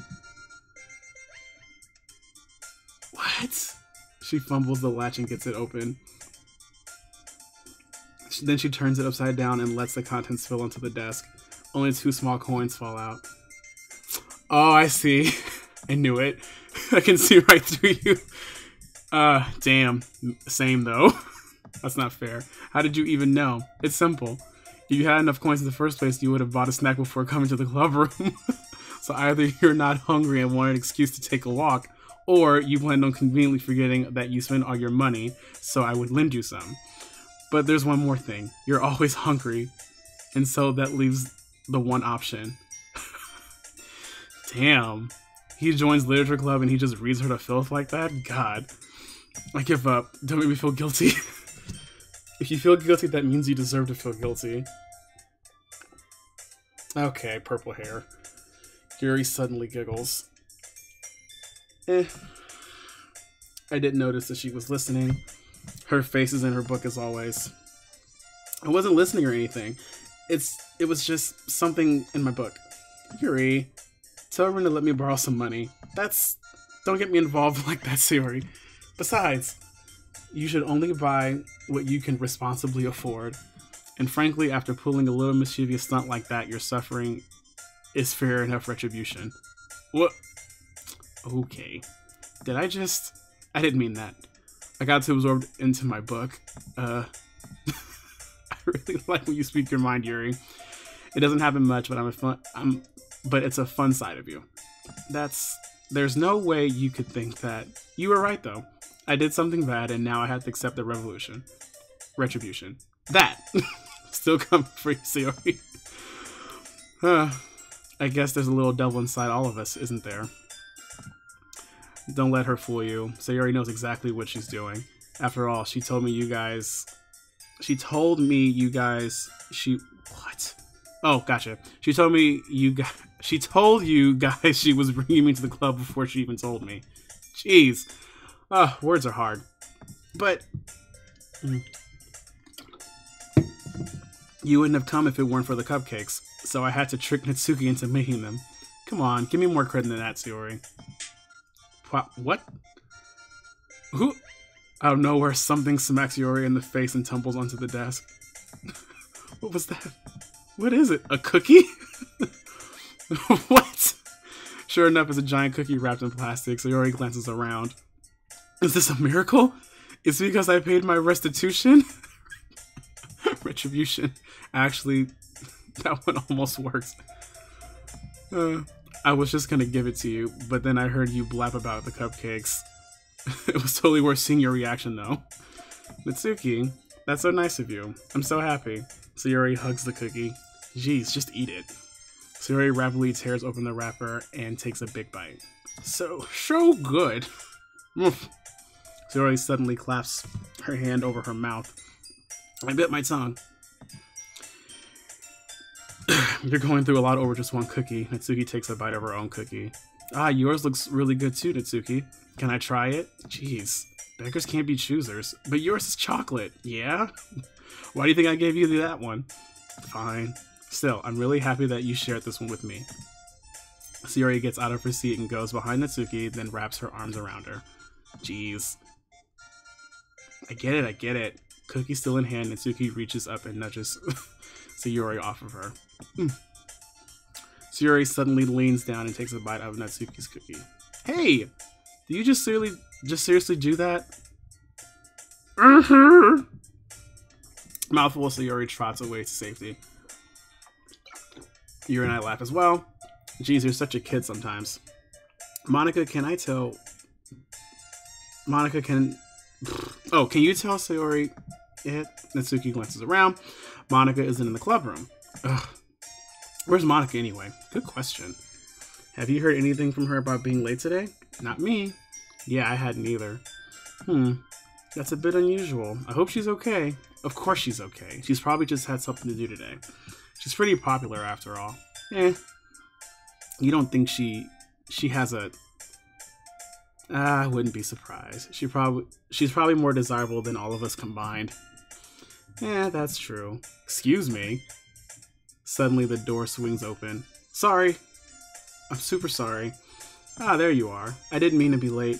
I hope you guys weren't worried or anything. Monica chose the club over her boyfriend after all. You're so strong-willed. But boyfriend? What on earth are you talking about? Monica quizzically glances at me. Ah, never mind that. What held you up anyways? Well, my last period today was study hall. To be honest, I kind of just lost track of time. That makes no sense, though. You would have heard the bell at least. I must not have heard it since I was practicing piano. Piano? I wasn't aware you played music as well, Monica. I don't really. I kind of just started recently. I've always wanted to learn piano. That's so cool. You should play something for us, Monica. Monica looks at me. Maybe once I get a little better, I will. Yay! That sounds cool. I'd also look forward to it. Is that so? In that case, I won't let you down, Ren. Monica smiles sweetly. Ow. I didn't mean any pressure or anything like that. Oh, don't worry about it. I've been practicing a lot recently. You just said they... Okay, whatever. And I'd really love a chance to share once I'm ready. I see. In that case, best of luck. Thanks. So I didn't miss anything, did I? Not really. I chose to leave out Sayori's mischievous escapade. I'm sure Natsuki will end up complaining to her anyway. It looks like everyone has already settled down. Sayori somehow already finished her entire cookie. Yuri's back to her book. Natsuki disappeared into the closet. Ugh. I hear Natsuki utter an exasperated sigh from within the closet. She seems to be annoyed by something. I approach her in case she needs a hand. You looking for something in there? Freaking Monica. She never puts stuff back in the right spot. What's the point of keeping your collection organized if someone else is gonna mess it up? Natsuki slides a bunch of stacked books and boxes across the shelf. Manga. You read manga, right? Sometimes.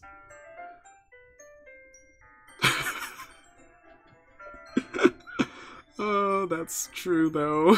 Manga's one of those things where you can't admit you're really into until you figure out where the other person stands. How did you know anyway? I heard you bring it up at some point. Besides, it's kind of written all over your face. What's that supposed to mean? I see.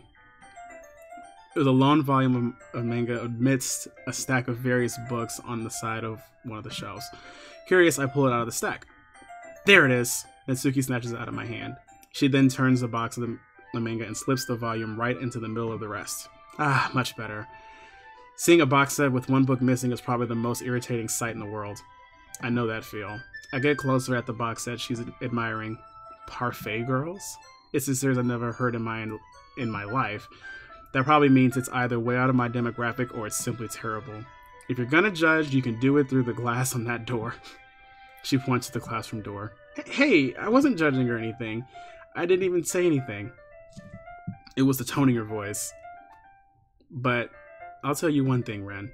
Consider this lesson straight from the literature club. Don't judge a book by its cover. Oh boy. In fact, Natsuki pulls out the first volume of Parfait Girls from the box. I'm gonna show you exactly why. She shoves the book right into my hands. I stare at the cover. It features 4 girls in colorful attire, striking, animated, feminine poses. It's exceedingly M-O-E? I don't know what that means. Don't just stand there. Natsuki grabs my arm and pulls me out of the closet. She then takes a seat against the wall beneath the windowsills. She pats on the ground next to her, signaling me to sit there. Wouldn't chairs be more comfortable? I take my seat. Chairs wouldn't work. We can't read at the same time like that. Yeah, why's that? I guess it's easier to be close together like this. Don't just say that. You make me feel weird about it. Natsuki crosses her arms and scooches an inch away from me. Sorry. I didn't exactly expect to be sitting this close to her either. Not that I can say it's particularly a bad thing. I open the book. It's only a few seconds before Natsuki once again inches closer, reclaiming the additional space while she hopes I won't notice. I can feel her peering over my shoulder, much more eager to begin reading than I am. Wow, how long has it been since I read the beginning? You don't go back and flip through older volumes every now and then? Not really. Maybe sometimes after I've already finished the series. Hey, are you paying attention? I am, but nothing's really happened yet, so I can talk at the same time. It looks like about a bunch of friends in high school. Typical slice of life affair. I kind of grow out of these since it's rare for the writing to be entertaining enough to make up for the lack of plot. So, what should I expect from this? Is there going to be a plot? Well, obviously. You think I would enjoy something that didn't have a plot? I mean, well, I guess I know what you're saying. A lot of the beginning is about simple things. Like, there's a really funny chapter where they're obsessed with a guy at an ice cream shop. But that just helps you get to know the characters. And besides, it's still entertaining. But later on, there's all kinds of drama. Like when they all get into their backstories and when some of the romances start to happen. That's really what makes it so good.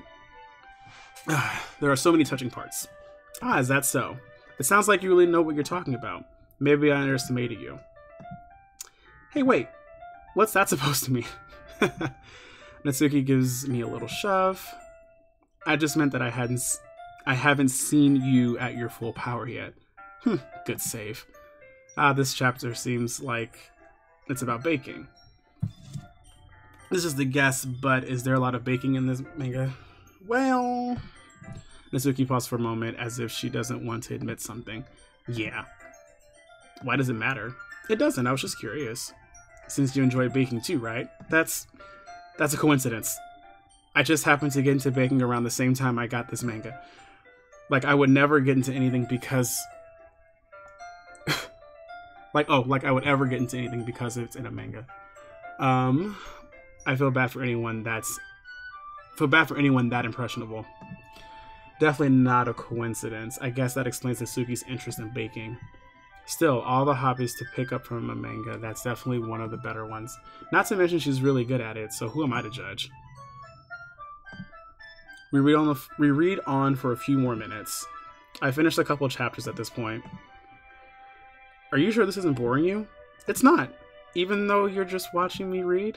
Well, I'm fine with that. If you say so. I guess it's fun sharing something you like with someone else. I'll take a quick drink, sorry.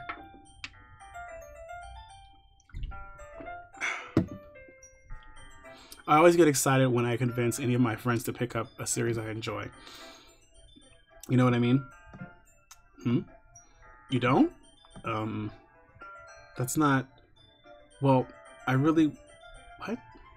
I missed what she said. What did she say just now? You know what I mean? You don't?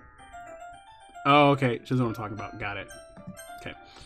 What do you mean? Don't you share your manga with your friends? Could you not rub it in?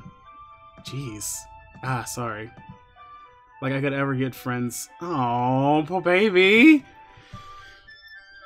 They just think manga's for kids. Can't even bring it up without them being all like, you still haven't grown that out yet? Makes me want to punch them in the face. Yeah, I know those kind of people. Honestly, it takes a lot of effort to find friends who won't judge, much less friends who are also into it. I'm already kind of a loser, so I guess I gravitated toward the other losers over time. But it's probably hard for someone like you. Yeah, that's pretty accurate. Wait, which part? I mean, I feel like I can't keep it. I feel like I can't keep it in my own room. I don't even know what my dad would do if he found this. At least it's safe here in the club. Except Monica was kind of a jerk about it. I just can't win, can I? Well, it paid off in the end, right? Or didn't it? I mean, here I am, reading it. Well, it's not like that solves any of my problems. Maybe. But at least you're enjoying yourself, right? So? Jeez, that's enough. Are you gonna keep reading or what? Yeah. I flip the page. Suddenly, Natsuki starts laughing. I totally forgot that happens. Natsuki puts her finger on one of the panels. Minori is my favorite character. You always feel a little bad for her since she's so unlucky. But it gets especially bad when... I shouldn't be talking about that yet. Just finish the chapter. Natsuki's voice sparkles with excitement. It's a stark contrast to her usual bossy tone. But if she's not used to sharing her favorite manga with her friends, I can understand why. It's hard to express in words the feeling you get when connecting with someone you like. Or someone like that. Wow. And being able to provide that to Natsuki, for whom it's a rare experience. The thought makes me smile a little to myself. Okay, everyone. Are you ready with today's poems? Oh, come on. Could your timing be any worse? Sorry. I choose to make sure we have enough time. Though you do look pretty cozy over there. Yeah, assorted noises. Natsuki suddenly notices how close she's gotten to me. She hastily slides herself a good 12 inches away from me. Alright, guess I'll stop here for now. I close the book and hand it towards Natsuki. You're just giving it back? Don't you want to know what happens? Yeah, but Monica just said, don't be dumb. Just take it home with you. Yeah? Is that really alright? I say that mostly because I really didn't plan on using my spare time to read this. Well, of course. I wouldn't take forever to finish if you didn't take it home. Oh, God. Hiccups. Just finish that one before tomorrow so we can start the next one. And if it gets bent, I'll kill you. By tomorrow? I only got partway through the volume so far. I might fall behind on some shows if I try to get through this. But I suppose that's a necessary sacrifice in exchange for seeing Natsuki's enthusiastic face. Or am I more scared of what will happen if I don't finish it? Alright then. I stand up, I return to where I put my stuff, and carefully slip the book into my bag. So now I've got 2 books. I mean, it doesn't matter who I start with, right? I'm just gonna... She seems to go quick. Ooh! I like this one, Ren. It has some nice feelings in it. Oh, I'm glad. Does it mean it's better than yesterday's? Let me think. I don't know. I guess I like them both. That's not very helpful, you know. Well, I know I'm not very good at figuring out poems are good or bad, but that's why I just go by my heart. If it makes me feel things, then it must be a good poem. I'm not sure that's exactly how it works. Then again, I guess conveying feelings is a pretty important part of this whole thing. Yeah, maybe. Honestly, I don't even know what kind of writing you like in the first place. Yeah, me neither. Ugh. Why don't you at least try giving it some thought? You want to write something for me? That's so sweet. Yeah, right. But you're always thinking about other people. You need to think about yourself for once. If you don't, you might end up getting hurt at some point. Well, I don't really know what you mean, but I'll try to keep that in mind. Well, whatever. Anyway, let's see. I guess I like happy poems. Wait, sometimes I like sad poems too. Sometimes a little bit of both. There's a word for that, right? What's the word I'm looking for? Bittersweet. Yeah. I like things that are happy and things that are sad. Happy and sad? I can't see you liking something sad. Well, I like happy the most. But sometimes when you have a little rain cloud over your head. Ugh, what? English, Jesus. But sometimes when you have a little rain cloud in your head, a sad poem can help give the rain cloud a little hug and make a nice happy rainbow. Sayori, that's unexpectedly poetic. Is it? Or it is?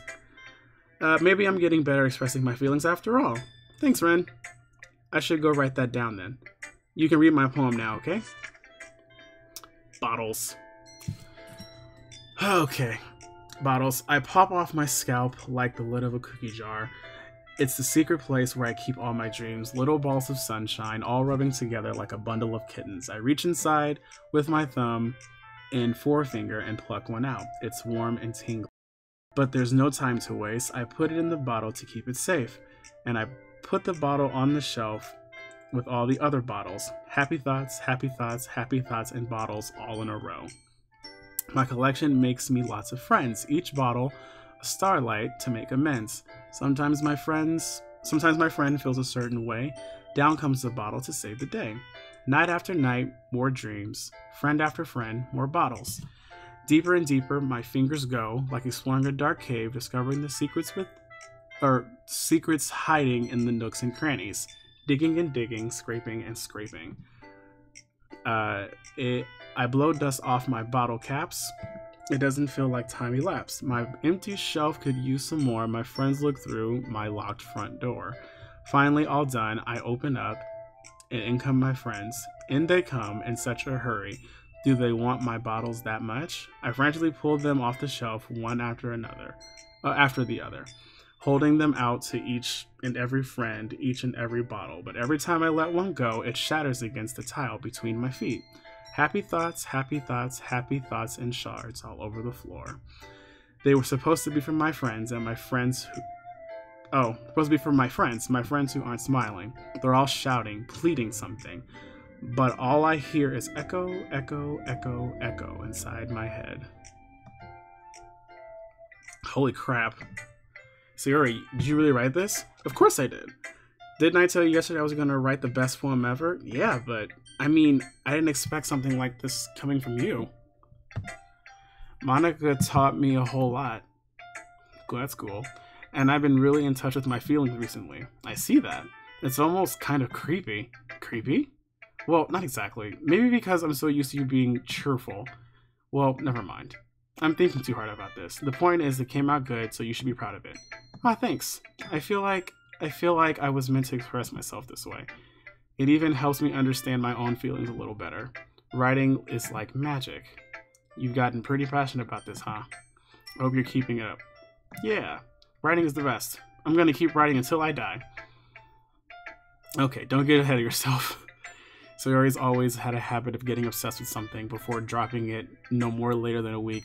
Same! I wonder if it's one of those times. But seeing the passion in her eyes makes it so hard for me to be pessimistic. Let's talk to this evil, brooding woman.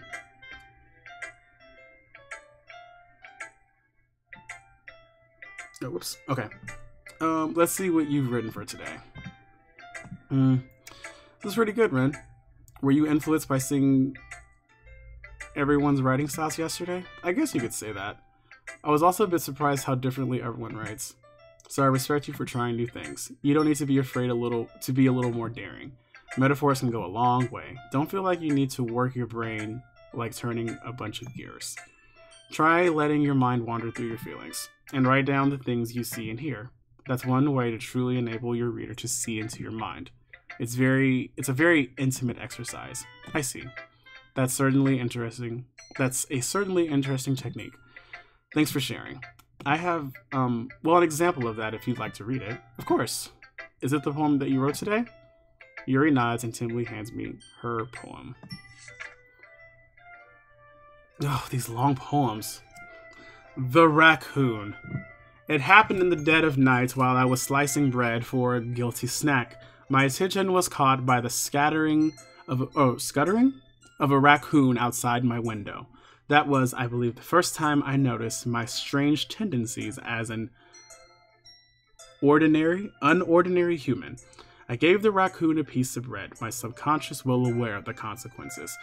Well aware that a raccoon that is fed will always come back for more.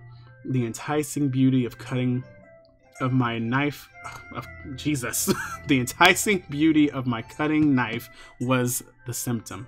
The bread, my hunger, curiosity, the raccoon, an urge.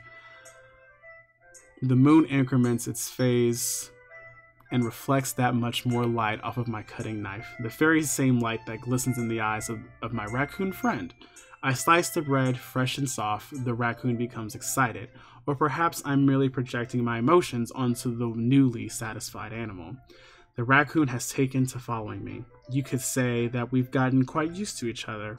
The raccoon becomes hungry more and more frequently, so my bread is always handy. Every time I brandish my cutting knife, the raccoon shows me its excitement. A rush of blood, classic Pavlovian conditioning. I slice the bread and I feed myself again. Okay. I was a little more daring with this one than yesterday's. I can see that. It's a lot more metaphorical. I don't know if it's my fault, but I can begin to imagine what this poem is about. That's right. It's a bit closer to my preferred writing style, using the poem as a canvas to express vivid imagery and conveying emotions through them. Yeah, if I take it at face value, then I can't even figure out what it's supposed to mean. Well, I think it's something that different people can relate to in their own way. I want to express my feeling, or express the way it feels for me to indulge in my more unusual hobbies. Wait, hold please. 1 second. Oof.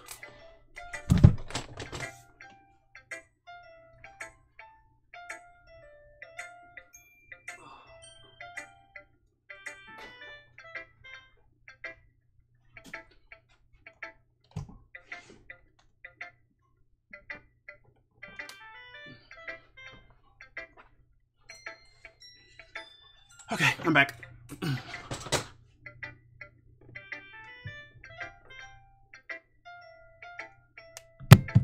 Okay. It's those sorts of things I'm usually forced to keep to myself. So I sometimes enjoy writing about them. Why do you keep them to yourself? Because they're embarrassing, and people would make fun of me. Don't you have anything like that, Ren? Well, yeah, I guess I do. I feel like everyone has a little something like that. The best way we can do is respect each other and our individualities. Even if it's difficult sometimes, and some things make us uncomfortable. After all, if I hadn't learned to embrace my own weirdness, I would probably hate myself. I might be ranting a little bit now, but I'm glad that you're a good listener. Well, thanks, girl. Happy to help. Hi again, Ren. How's the writing going? Alright, I guess. I'll take that. As long as it's not going to be bad. Not going bad. Okay, great. I'm happy that you're applying yourself. Maybe soon you'll come up with a masterpiece. I wouldn't count on that. You never know. Want to share what you wrote for today? Sure, here you go. I give my poem to Monica. Alright. I like it, Ren. Really? It's a lot cuter than I expected. Oh, jeez. I don't know. It kind of makes me think of something that Suki would write. Oh, really? And she's a good writer, too. So take it as a compliment. Why did you...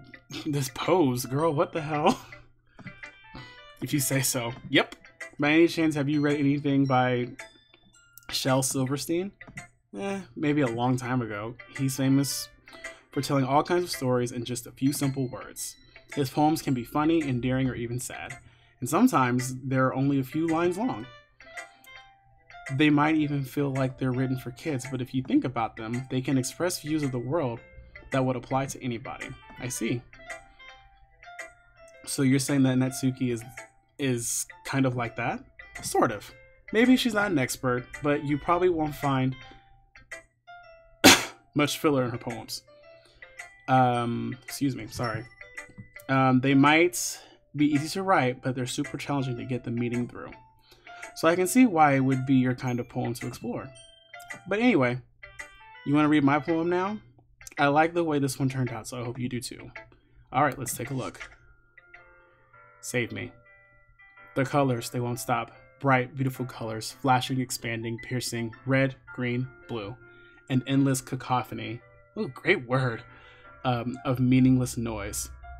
The noise, it won't stop. Violent, grating waveforms, squeaking, screeching, piercing, sine, cosine, tangent. Okay, algebra. Or, I guess, calculus. I don't know. Is that algebra or calculus? Help me out, chat. I don't know if it is. I just know it's math, and I did terrible in it in high school. Like playing a chalkboard on a turntable, like playing a vinyl on pizza crust, an endless poem of meaningless.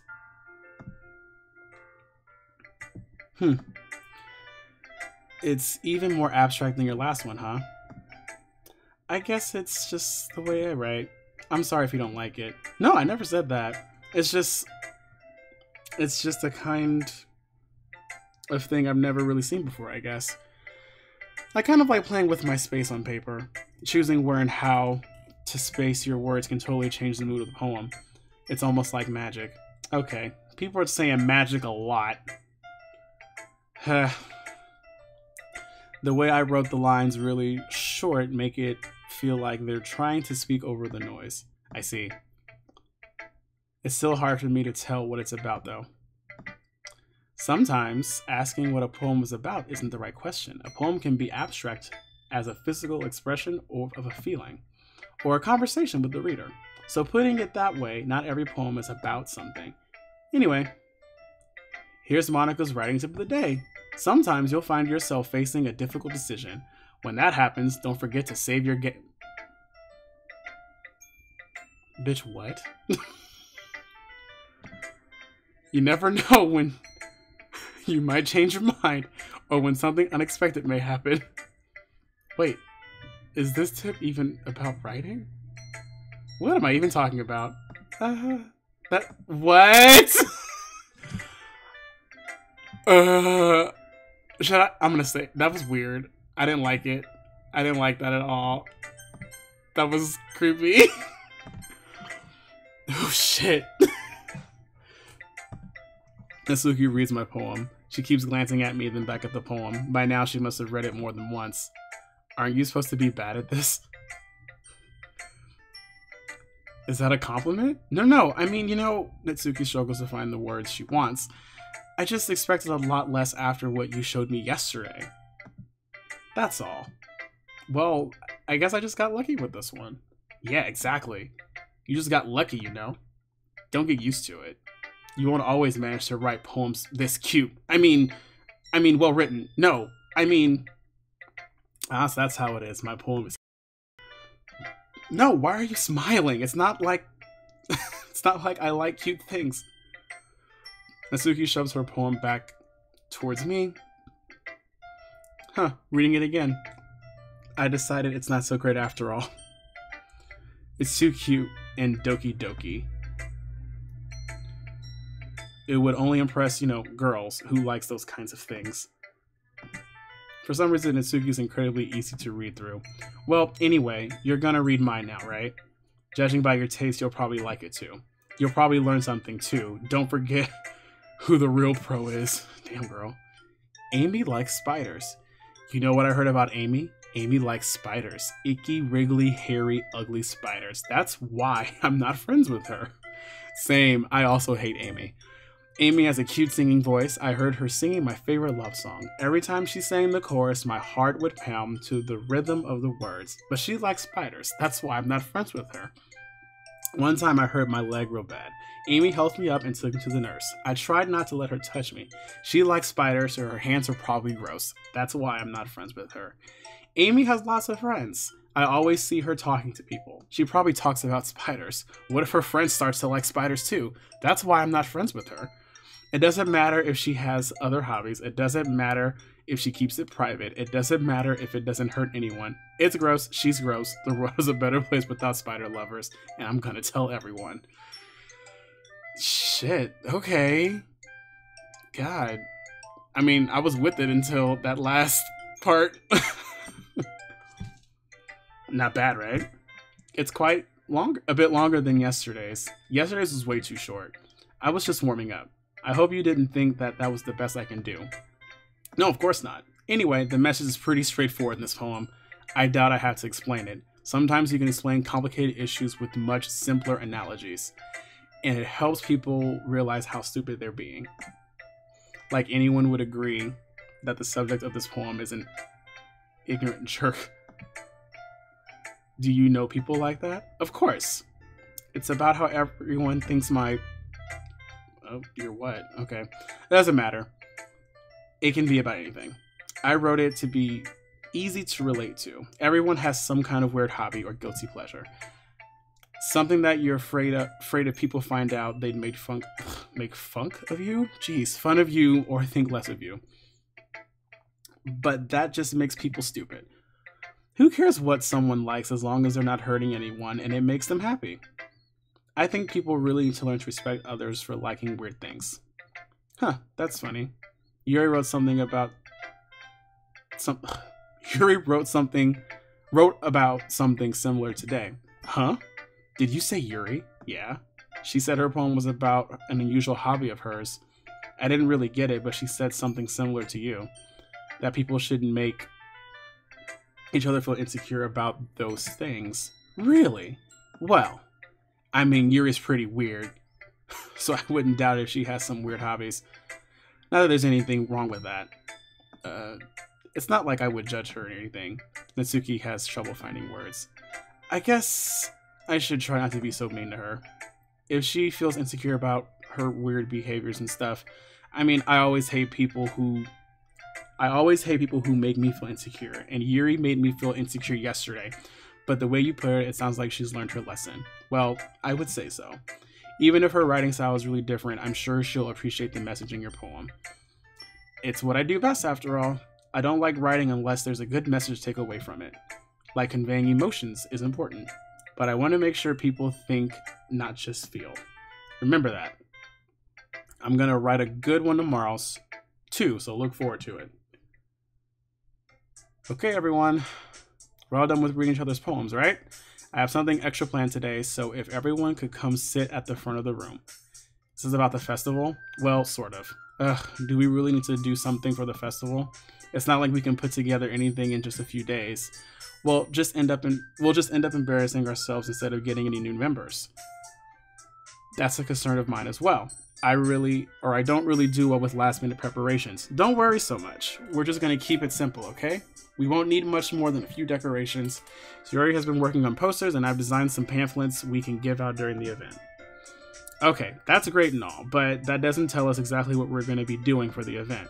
Ah, sorry, I thought you heard about it already. We're going to be performing?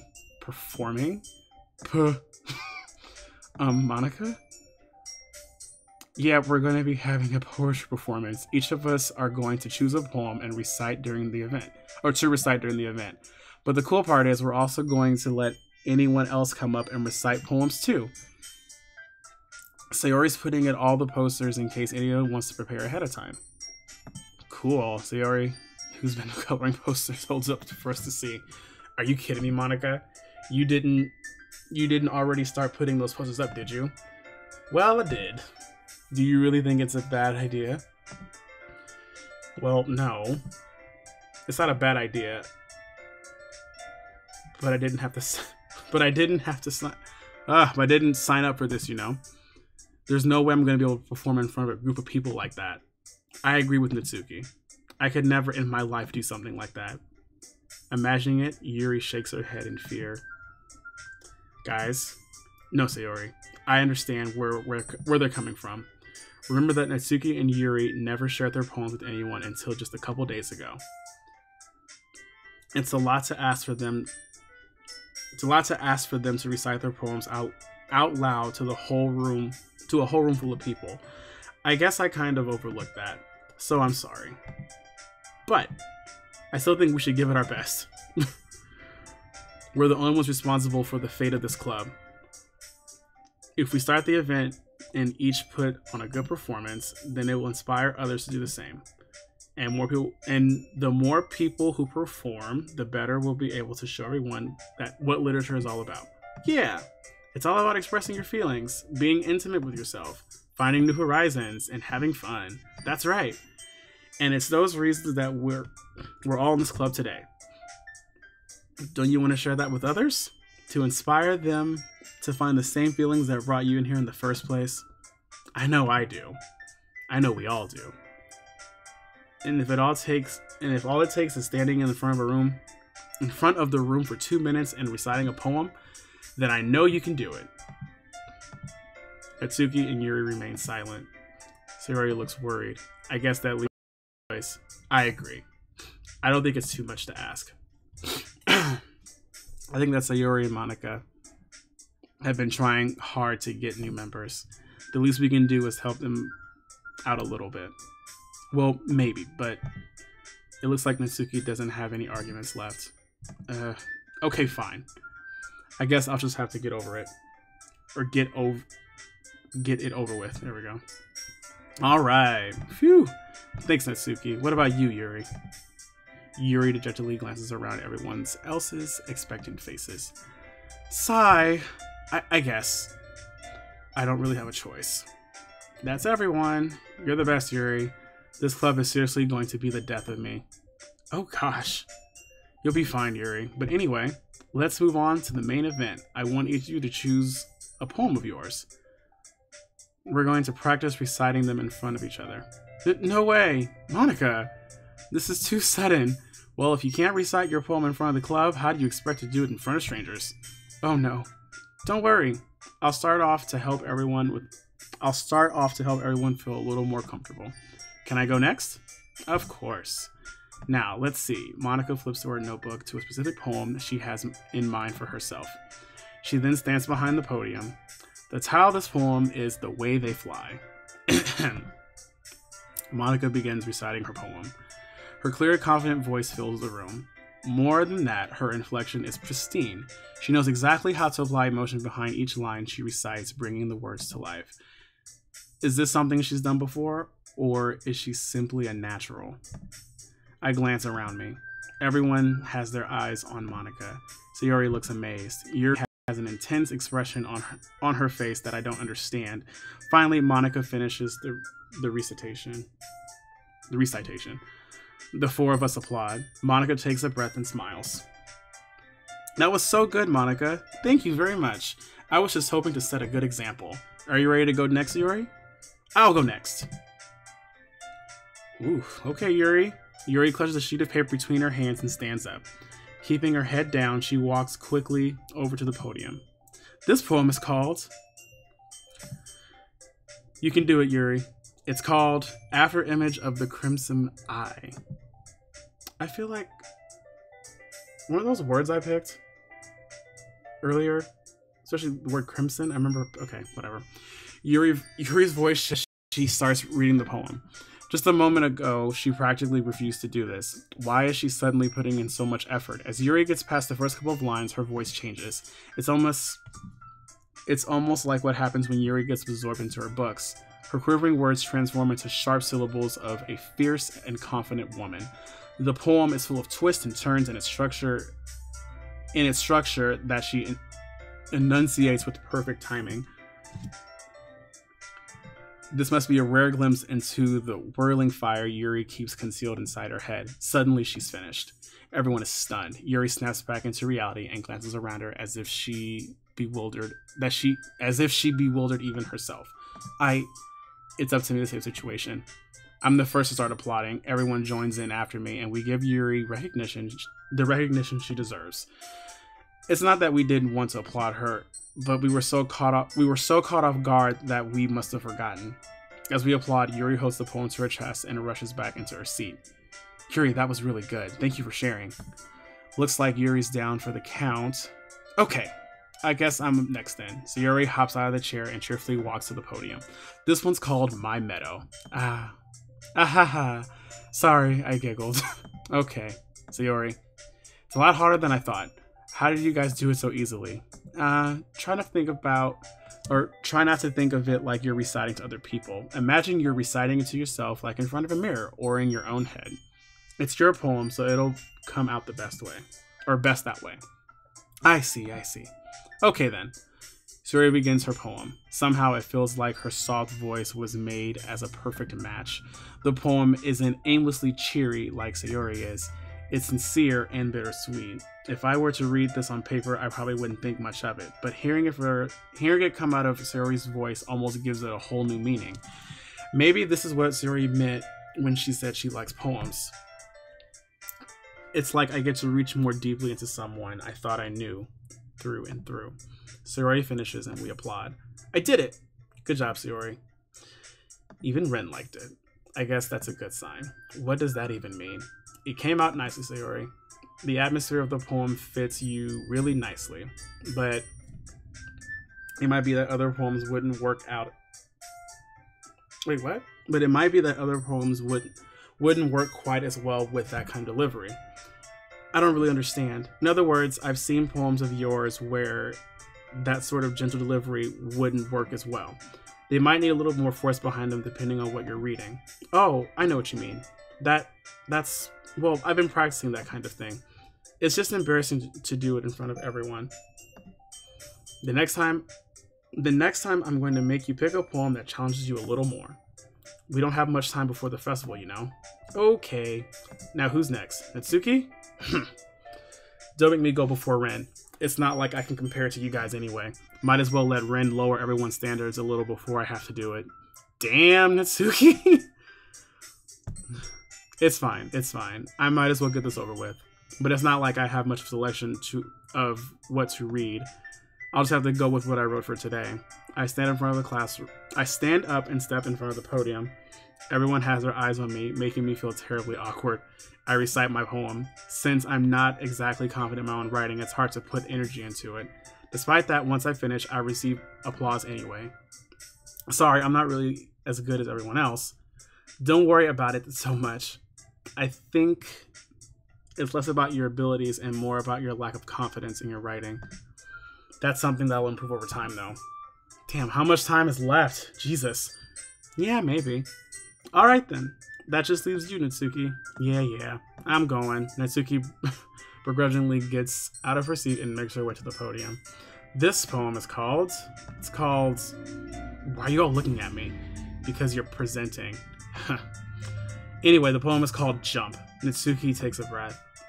Once she starts reciting the poem, her sour attitude disappears a little. While she's still a little unenthused, her poem has a rhythm and rhyme to it. It's Natsuki's trademark style, and it works surprisingly well when spoken aloud. The words feel like they bounce up and down as if it's giving life to the poem. Natsuki finishes and everyone applauds. She huffs it back to her seat. That wasn't so bad, was it? Easy for you to say. You better not make me do this again. Ah, well. Do you at least feel prepared enough to recite a poem in front of other people? I mean, doing it in front of other people will be way easier. I can put on whatever face I want for other people. But when it's just my friends, it's just embarrassing. That's a surprise, Natsuki. I think it would be the other way around for me. Well, that's just how it is, so... Well, I guess in that case, you won't have much to worry about for the festival. That said, I want to thank everyone for coming through. It might be hard, but I hope that you all have an idea of what it's like now. Make sure you pick a poem and get enough practice before the festival, okay? I'll be making pamphlets, so let me know ahead of time what you'll be reciting. Jeez. I should probably find some other poem to recite instead. That's fine too. It doesn't have to be your own. I'm already pleasantly surprised that you're putting in all this effort for the club. It makes me really happy. Yeah, no problem. Okay, everyone. I think that's it for today. I know the festival's coming up, but let's try to write poems for tomorrow as well. It's been working out really nicely so far, so I'd like to continue that. As far as the festival, we'll finish planning tomorrow, and then we'll see... Oh, and then we'll have the weekend to prepare. Monday's the big day. I can't wait. I can do this. Alright. I stand up. There's no way I'll be able to find the same enthusiasm as Sayori and Monica, but I'll do my best to get through it. If it's for the sake of the club, and I'm interested in impressing Monica, then I'll have to do my best. Ready to go, Sayori? Yep. Look at you two always going home together like that. It's kind of adorable, isn't it? Jeez, you guys. Don't make such a big deal out of it. It must be a little nice, though. Well, how am I supposed to respond to that? It's okay, Ren. You don't have to say it. Whatever, let's go already. I walk home with Sayori once more. Even though it's only been a few days, a lot of things have already changed, but today Sayori's a little more quieter than usual on the way home. Hey, Sayori. Sorry, I was spacing out. No wonder. I was thinking about something from earlier, like how we get to... Sayori fumbles with her words. So let's just say that one day Natsuki asked to walk home with you, huh? What would you do? What kind of question is that? You're kind of putting me on the spot here. I'm gonna choose... she's a neighbor, right? Sayori, you really think I would ditch you for Natsuki? But she's so cute and fun to be around. Jeez, I already see her in the club every day. Besides, you always seem to really like going home together. I wouldn't just ruin that for you. You're so silly, Ren. You think about me too much sometimes. Natsuki would deserve it if she wanted to, so... Sayori, I've already made up my mind. I really can figure you out sometime. Sorry. Besides, what's the point in speculating something that's never going to happen? The conversation trails off. It's kind of a weird thing for Sayori to care so much about. But I want to respect her and keep her happy too. Then again, the festival is only a few days away. Who knows what will happen in that time? I don't know, hopefully something exciting. Jesus. Summer. Together. Aura. Vivid. Beauty. Color. Jump. Clumsy. Precious.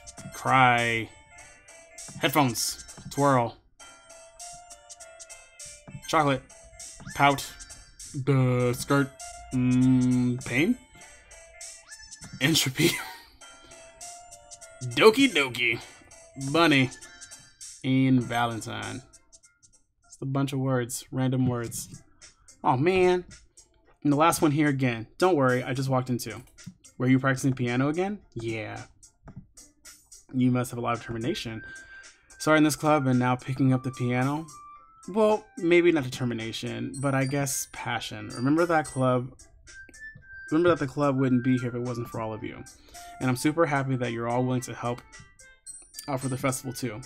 I can't wait for the festival. It's gonna be great. Were you complaining about it yesterday, Natsuki? Well, yeah. I'm not talking about our part of the festival, but it's a whole day where it's a whole day of school where we get to play and eat all kinds of delicious food. You sound a bit like Sayori all of a sudden. Monica, do they usually have fried squid? Squid? That's a pretty specific thing to look forward to. Oh, come on. Are you saying you don't like squid? You of all people? I didn't say I don't like it. Besides, what do you mean, you of all people? Because it's right in your name. Monica.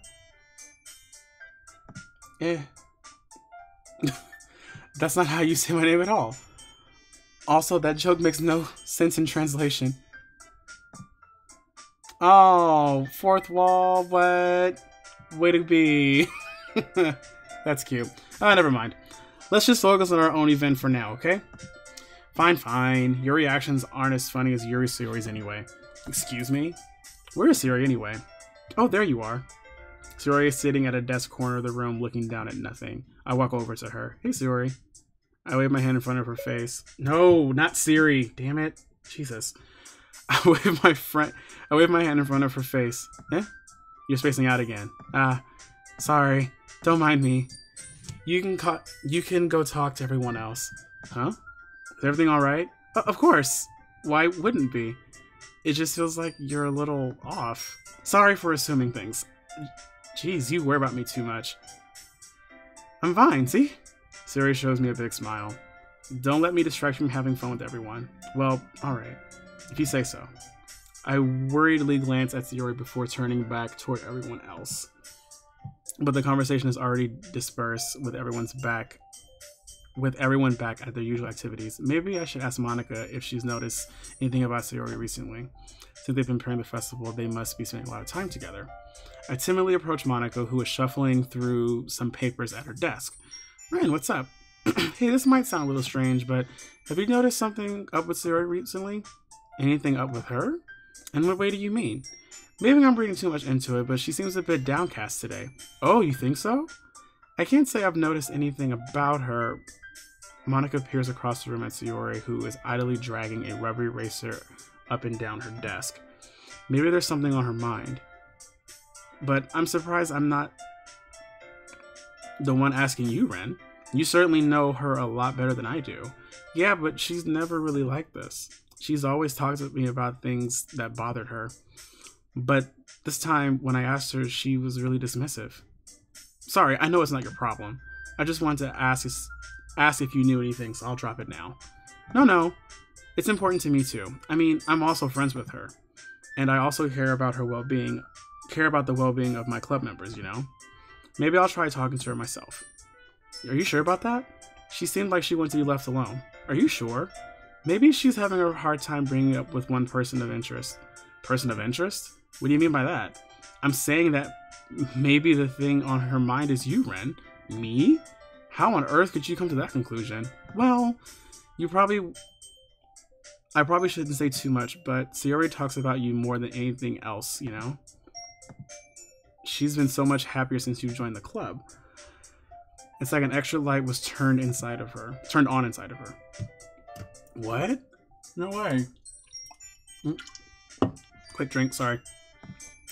Sayori is always like that. She's always been full of sunshine.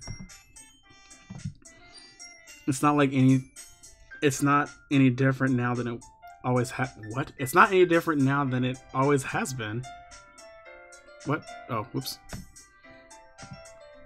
You're so funny, Ren. Have you thought that maybe you've always seen her as so cheerful? Because that's just how she is around you? I said too much. I'm sorry. What do I know anyway? I didn't mean to jump to conclusions. You should just forget about what I said. I'll try to talk to her and try not... Oh, I'll try to talk to her, so try not to talk about it for now. Alright. Monica smiles meaningfully. I know she said to forget about it, but I already know that I won't be able to get her words out of my head. Monica stands up from her desk and walks across the room where Sayori is sitting. I watch her kneel down to Sayori and gently talk to her, but she keeps her voice so quiet I can't hear from here. I sigh and sit myself down. I know Sayori's telling me not to worry about her and to have fun with everyone else, but that's impossible to do when she's behaving like this. Exactly how much do I care about her that I'm letting this weigh me down so much? Now it feels like I'm the one behaving out of the ordinary, but there's nothing I can do besides wait for Monica. Hey, you. Yeah? I look at Natsuka next to me. Are you just gonna sit there and keep staring at nothing? There isn't much time, so... sorry. I didn't mean to make you worry or anything. It's not like I'm worried. I was just... Natsuki glances down at her side. She's holding a volume manga in her hand.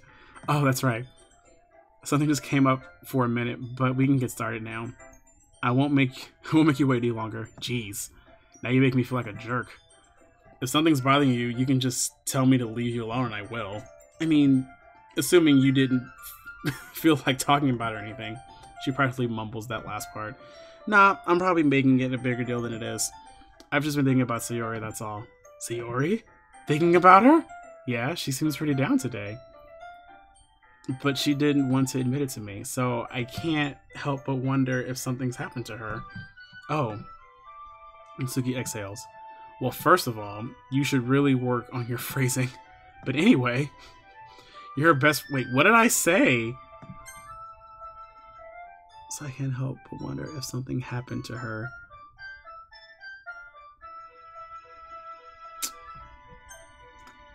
I think what he said is fine. Whatever. Yeah, I guess so. Yeah. Then in that case, I think you should trust her a little more. If she needed you, then she would be the first... Then you would be the first person she would go to, right? Well, I guess that's true. I mean, some people just have those days. You can't always avoid it. Anything she probably doesn't want you to worry... If anything, she probably doesn't want you to worry about her because it's not important. Yeah, that's kind of what she said to me. Maybe it's not right for me to go against her wishes. Exactly. If she needs you to worry about her, then it'll come out a lot more obvious. Yeah. I should have thought of that way from the start. Natsuki fiddles with the book she's holding in her hand. She really means a lot to you, doesn't she? Don't get the wrong idea or anything. We've been friends for a long time. It's normal to be worried about your friends. I mean, you were worried about me, so I was not. Jeez, if you're fine, then let's hurry and get started already.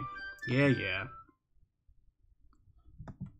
Okay, everyone. After some time passed, Monica calls out to the club room. Why don't we share our poems now? Before you know it, everything is back to normal. Everyone goes to retrieve their poems, and I do the same. I make eye contact with Monica, and she smiles at me. I wonder what she was talking about with Sayori. Well, let's go straight to it. It's nice, I guess. Come on, I can already tell you don't like it. Well, you don't need to worry about what I think. After all, you wrote this for someone else, didn't you? Probably Natsuki. Eh? I didn't write this for anyone specifically.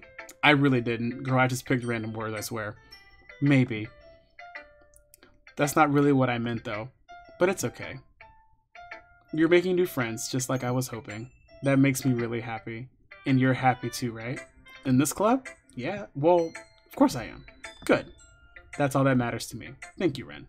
Sayori, is there something wrong? Huh? No, nothing. I'm just a little tired today. Alright. Just tell me if you need anything. I will. Don't worry about me, okay? You can always go play with everyone else now. Oh, you can go play with everyone else now. If you insist. Yay! I'm gonna go home a little bit early today. Sayori? Tell Monica I wasn't feeling well, okay? I'll see you tomorrow. Before I can say anything, Sayori cheerfully walks out of the classroom, humming to herself. What the fuck happened there? Okay. That was strange. Decided to try something different today. I guess so. Is it good or bad? Well, neither. I have my preferences, but it'd be unfair of me to call something good or bad based on that. As always, I believe what's most important is exploring and discovering yourself. That's comforting. I'm kind of afraid of disappointing you in some way or another. Why me? Well, you're always sophisticated with your writing and have the most advice to share. Is that so? Yuri thinks for a good minute. That must be terrible. For me to have someone... Wait, what? For me to have become someone whose opinion is fearsome. How unlikable of me. Yuri. It's not a bad thing It's not as bad as you make it sound in your head. I just meant that I respect your opinion. I see. I'm sorry that I always overthink and come to those sorts of conclusions. I'm just a little too used to it. Overthinking? Being disliked. Yuri. What? What am I saying? I'm sorry, I didn't mean to bring that up. Let's move on. Alright. Do you want to share your poem now? Okay, here. Beach. A marvel, millions of years in the making, where the womb of Earth... What does that say? Chastically? Needs to surface, sure. Under a clear blue sky, an expanse of bliss, but beneath gray rolling clouds, an endless enigma. The endless world to get lost in is one where everything can be found. One can only build a sandcastle where the sand is wet, but where the sand is wet, the tide comes. Will it gently lick at your foundations until you give in? Or will a sudden wave send you crashing down in the blink of an eye? Either way, the outcome is the same, yet we still build sandcastles. I stand where the foam wraps around my ankles, where my toes squish into the sand. The salty air is therapeutic, the breeze is gentle, yet powerful. I sink my toes, what was that? Jeez. I sink my toes into the ultimate boundary line, tempted by the foamy tendrils.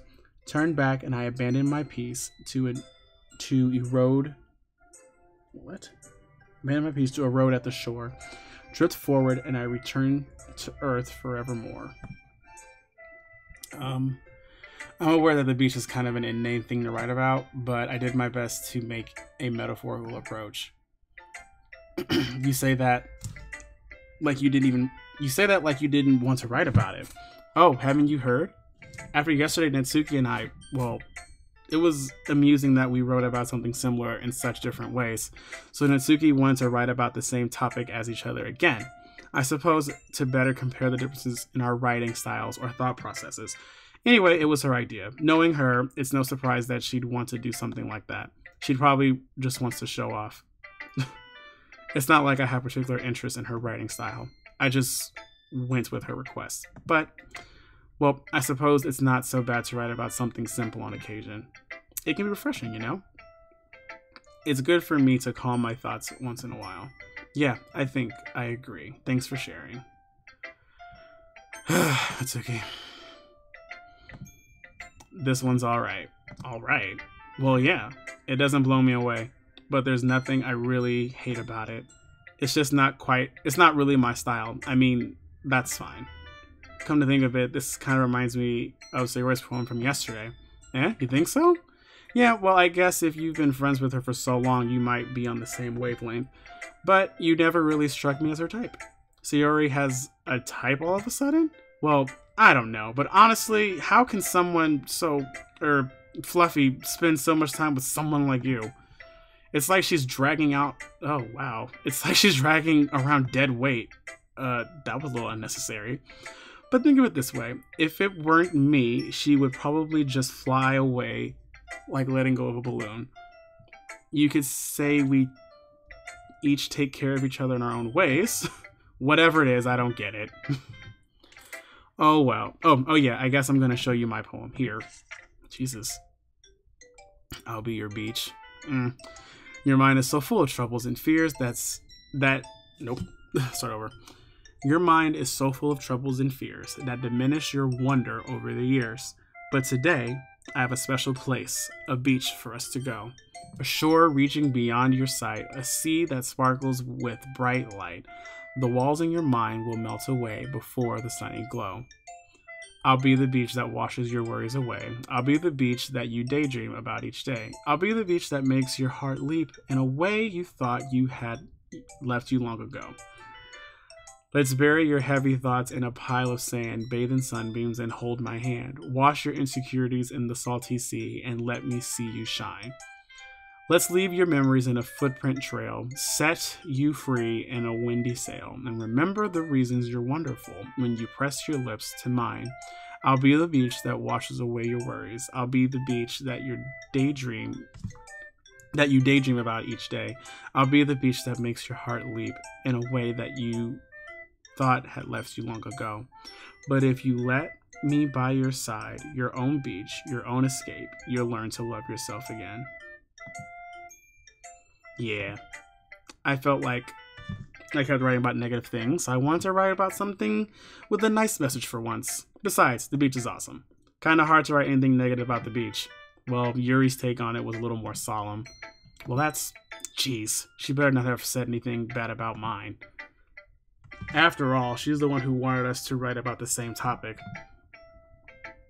You can really see her doing that too. Making us write about the simple topic, then trying to impress me by coming up with something all fancy. Well, it's not like I care. I just did it anyways. I mean, I guess mine ended up being kind of metaphorical too, but there's nothing wrong with doing that once in a while. At the very least, it was good practice. Jesus. Hi, Ren. Have you thought about what you want to submit for the poem? Oh, Jesus. I'm going to say, did I think about what to perform? Yes, great. Well, being in this club is one thing. Performing in front of a bunch of people? I'll have to give it some more thought. Okay, no pressure. Whatever you do, I'm sure it'll turn out great. It would also make me happy to see. Okay. Anyway, let's take a look at today's poem. Sure. Oh, excuse me. I'll let Monica take the poem I'm holding in my hands. I like this one. It makes me think of some things Sayori would like. Is that so? You and Sayori are really good friends, right? I wouldn't be surprised if you had those sort of things in common. Well. We may be good friends because Sayori and I are actually really different. Well, that may be the case. But maybe there, but maybe there are also some, ugh, Jesus. But maybe there are also some, what is happening right now? I'm like, am I having a stroke? But maybe there are also some similarities that you wouldn't expect. The way she talks about you, it sounds like the two of you really care about each other's well-being. Even if you show it different ways, it ends up being more similar than you'd think. So I think that's a good vibe I get when reading your poem. You sure you're not reading into it too much? I could be. Oh gosh, I sound like Yuri. But in any case, Sayuri's writing has kind of a gentle feel to it. And I can tell that she likes to swim with emotions like happiness and sadness. Who knew that someone so happy would enjoy sad things too? Yeah, that's totally unexpected. Well, to each their own. And you shouldn't be afraid to experiment a little bit either. Anyway, I'll share my poem with you right now. Or with you now, alright? Alright. The Lady Who Knows Everything. An old tale she tells of a lady who wanders... Nope. An old tale tells of a lady who wanders Earth. The lady who knows everything. A beautiful lady who has found every answer, all purpose, and all that was ever sought. And here I am, a feather.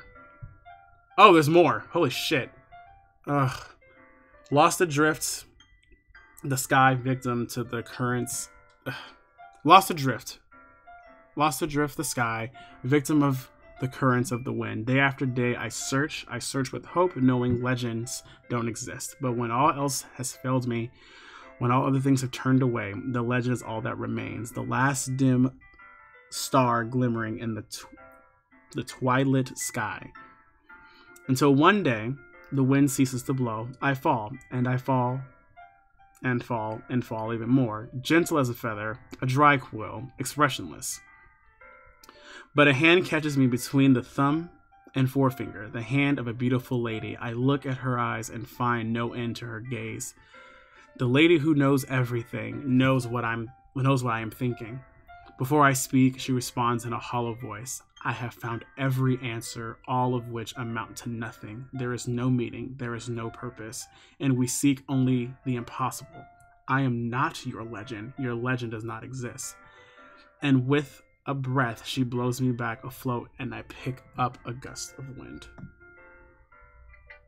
You know? I feel like learning and looking for answers are sort of things that give meaning to life. Give life meaning. Jeez. Not to get too philosophical or anything, but it was kind of on my mind, so that's what I wrote about. I see. I never really put much thought into it. In a way, it's almost paradoxical. Because if we had all the answers, wouldn't the world start to lose its meaning? You know, there's one thing I noticed. It seems like everyone in the club prefers writing about things that are more sad than happy. Ah, are you surprised? I mean, if everything was okay, why wouldn't we wouldn't really have anything to write about, would we? Humans aren't two-dimensional creatures. I think you know that better than anyone. You mean one-dimensional? Ah, yeah, that. Anyway, oof. What? Here's Monica's writing tip of the day. Are you ever too shy to share your writing because you're afraid it's not that good? It can be really disheartening to get a lukewarm response to something you put so much into. But if you find other people who enjoy writing, then sharing becomes a lot easier. Because instead of telling you that your writing is good or okay or bad, they'll want you to focus on everything that went into it and the things that you can work on. It's much more encouraging that way, and it will make you want to continue improving. It's almost like having your own little literature club, don't you think? That's my advice for today. Thanks for listening. Yeah, thanks. Okay, you three. We're all done with sharing poems, right? Why don't we start figuring out... Hold on a second. Is it just me or did you say something... What? Strange just now. Eh? Something did just sound a bit unusual. That's right. You deviated from your usual catchphrase when addressing the club. Catchphrase? I don't have a catchphrase. Jeez. Why is the mood so weird today? Look, even Yuri is immune to it. Or isn't immune to it. Stagnating air is common foreshadowing that something terrible is about to happen. Good! Finally! Bring it! In your books, maybe. Look, the only thing different is that Sayori isn't here. Ah, it seems you're right. Sigh. Sayori always helps lighten the mood a little bit, doesn't she? It's almost like everyone's balance is thrown off when she's not around. Where the heck did she run off to anyway? I thought she just went to pee. Natsuki, please show some decency. Oh, come on! She actually wasn't feeling too well and went home early. Is that so? I hope she's alright. Seriously? Of all the times to go home with her, you pick the time she's not feeling well? So much for you two being all lovey-dovey. No. First of all, stop misunderstanding my friendship with Sayori. And second, she's kind of been avoiding me today, so I didn't want to force it. Ooh. That curious expression coming from Yuri of all people? Calm down, you guys. I talked to her earlier and everything is fine. What did she say? Anyway, we need to figure out the rest of the festival preparation. So, let's decide what everyone will be doing this weekend. I already know what I'm doing. That's right. Natsuki will be making cupcakes. But we need a lot of them in different flavors. Can you handle that all by yourself, Natsuki? Challenge accepted. And as for myself, I'm going to be printing and assembling all the poetry pamphlets. Sayori will be helping me design them. And as for you, Yuri, you can, guys, can you help me come up with something for Yuri? I'm useless. No, that's not it at all. You're the most talented person here, you know? Now Natsuki's pouting too. Jeez, even I can tell now. I guess I never gave Sayori enough credit, but I can tell things are harder on you when she's not around. That may be the case. But if I can't be the leader on my own, then I won't grow as a person. So Yuri, you have a beautiful handwriting, don't you? So you should make some banners and decorations to help set the atmosphere. Atmosphere? About that, I love atmosphere. What is wrong with her? Yuri's expression suddenly changes and she stares at her desk in focus and starts nodding to herself. Your mind is already racing, I see. That's great! You'll be wonderful help, Yuri. But anyway, that just leaves you, Ren. The one who is truly useless. Don't say that! In fact, both Natsuki and Yuri will have pretty heavy tasks to handle. It'd probably go a long way to give one of them a hand. You could always come help me out as well. I would be really appreciative of that. Is Monica suggesting I spend the weekend with one of my club members? How on earth are they gonna respond to a suggestion like that? I suppose I wouldn't mind a little bit of help. Well, even if you don't know how to bake, there's always some dirty work I could give you. It's not like Monica's gonna give me any choice. And you shouldn't be sitting on your butt anyway. And so he tries to mumble a bunch of excuses like that. If I recall, Natsuki, you mentioned that you would like to handle the baking on your own. Ren may not like to be around if you're gonna only make him... What? God. Ren may not like to be around if you only make him out to be a nuisance. So therefore, he may be more suited to assisting me with decorations. Hold on, I never said that. How hard could it be to make a few decorations anyway? Sounds more like you're just making excuses for Ren to... What are you saying? It will be extremely meticulous work. And baking isn't?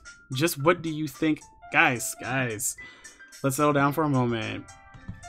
In the end, I think it's up to Ren to decide how he'd like to contribute. Besides, he hasn't really gotten a chance to spend any time with me yet, you know? So I'm sure he's interested in... You literally just said, I'm surprised as well. Sorry. I was just saying though, jeez. Can we just settle this already? Yeah. Ren, you're okay with this, right? In the end, it's up to you. Of course. Very well. In that case, everyone looks straight at me. I mean, I gotta check on... She's home. You know what? Yep. I mean, if it's gonna be anyone, I prefer helping Sayori. I mean, we're already neighbors, but Monica said that Sayori was helping her. Jeez. Do you really hate us that much? No! Sorry, I didn't mean this to be so difficult. What? I gotta pick again? Ugh.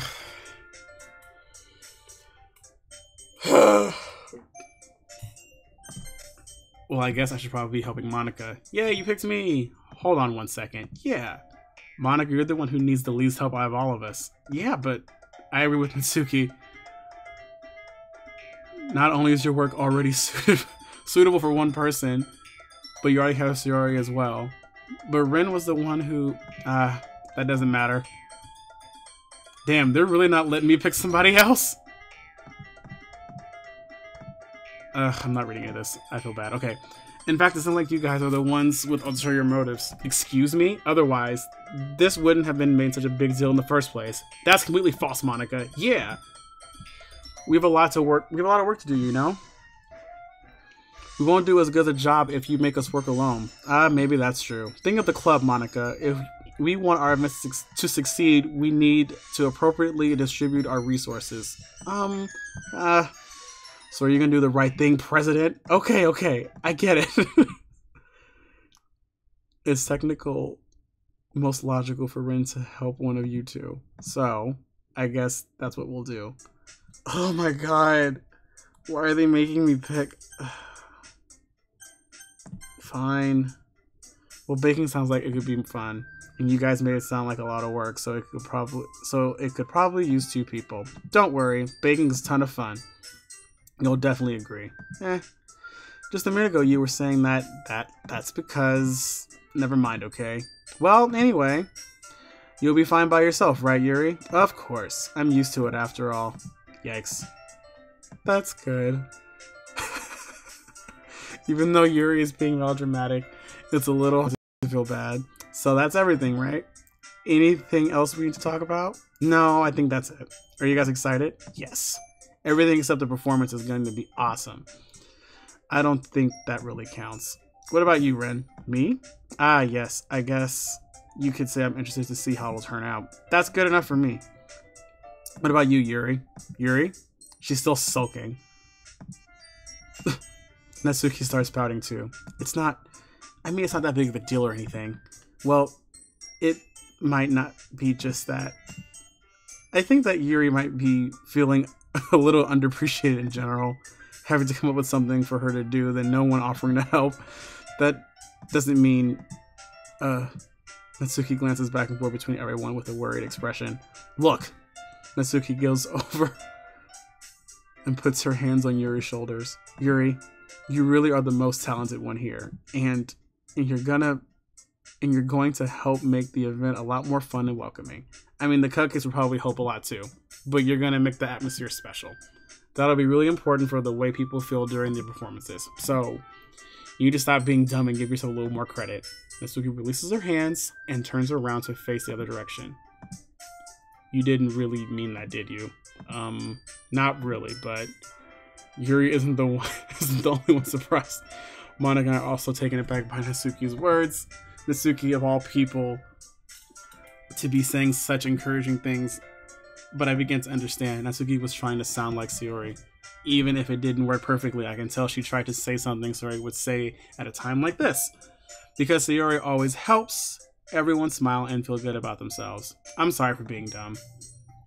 I'm gonna do my best.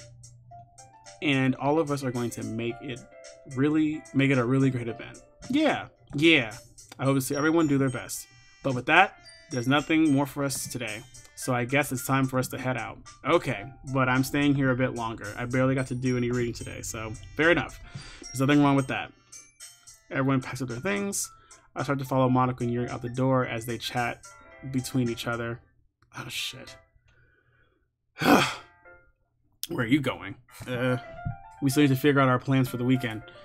You literally would have gone home and realized that you didn't have any way to contact me? Oh, that's true. I have no idea how that slips my mind. Jeez, good thing I stopped you. I'm giving you my number, okay? You better not make it weird or anything. Why would I do that? Natsuki gives me her number. Okay, I'm coming over on Sunday. I'll bring you all the ingredients. Wait, you're coming to my house? Well, yeah. What's wrong with that? I mean, I just figured since I'm the one helping, I would be going to your house. Yeah, right. Like, I could have a guy over at my house. My dad would kill me. Really? That's kind of strict if you ask me. Yeah, how do you think I feel? I can't do anything when my dad is home. Anyway, I just needed to complain for a second. We have each other's numbers now. That's all I needed from you. I guess I'll text you when I'm coming over. Alright, fine by me. Yeah. I'm really gonna show you why I love baking so much. So you better look forward to it. Oh? Didn't you say you were just gonna give me all the dirty work? Well, I was just saying that. It's not like I could act like in front of everyone that I was looking forward to this. Wait, really? Well, kind of. Just because I never got to bake with someone else before. That's all it is, so alright, I get it. Sorry for overreacting. Anyway, I'll be heading out now. See you on Sunday. Never mind.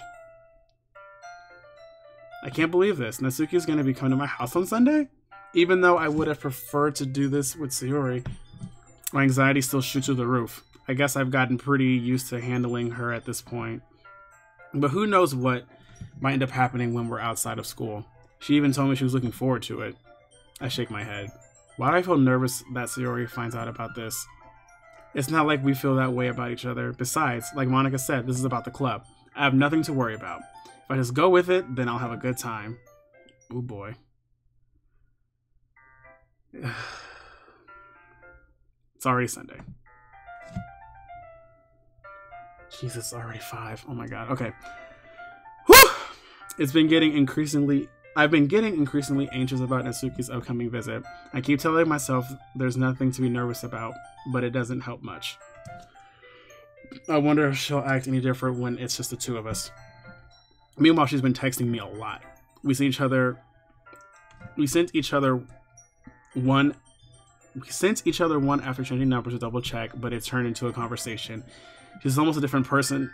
She's almost a different personality on the phone, using tons of emoji and cute language.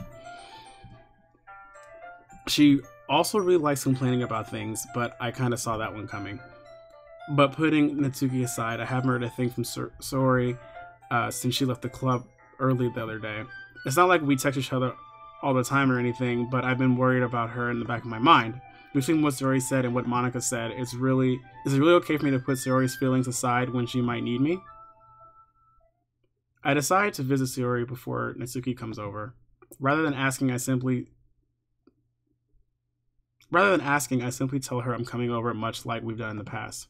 Once I reach Sayori's house, I knock on the door before entering it myself. Again, we used to play so often that we've made a bit of habit simply entering each other's houses like we were family.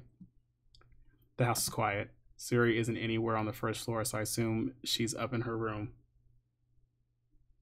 Yeah, chat died, but hey, welcome. What's up, man? Sayori isn't anywhere on the first floor, so I assume she's up in her room. It's already strange of her not to run down and greet me. I head up to the bedroom, where I finally find her. Sayori? Hi, Rin. I sit down in her room. Sayori forces a smile, but it's easy to tell that she's different. There's a minute of silence between us. You haven't come over like this in a long time, have you? I guess you're right. It's been a long time. Not much has really changed, has it? Sayori's room is as messy as always been. I recognize the same stuffed animals and wall decorations that she's had for years now. If you came over more often, it wouldn't be such a mess. That's because I end up cleaning it for you. How come you suddenly wanted to come over today?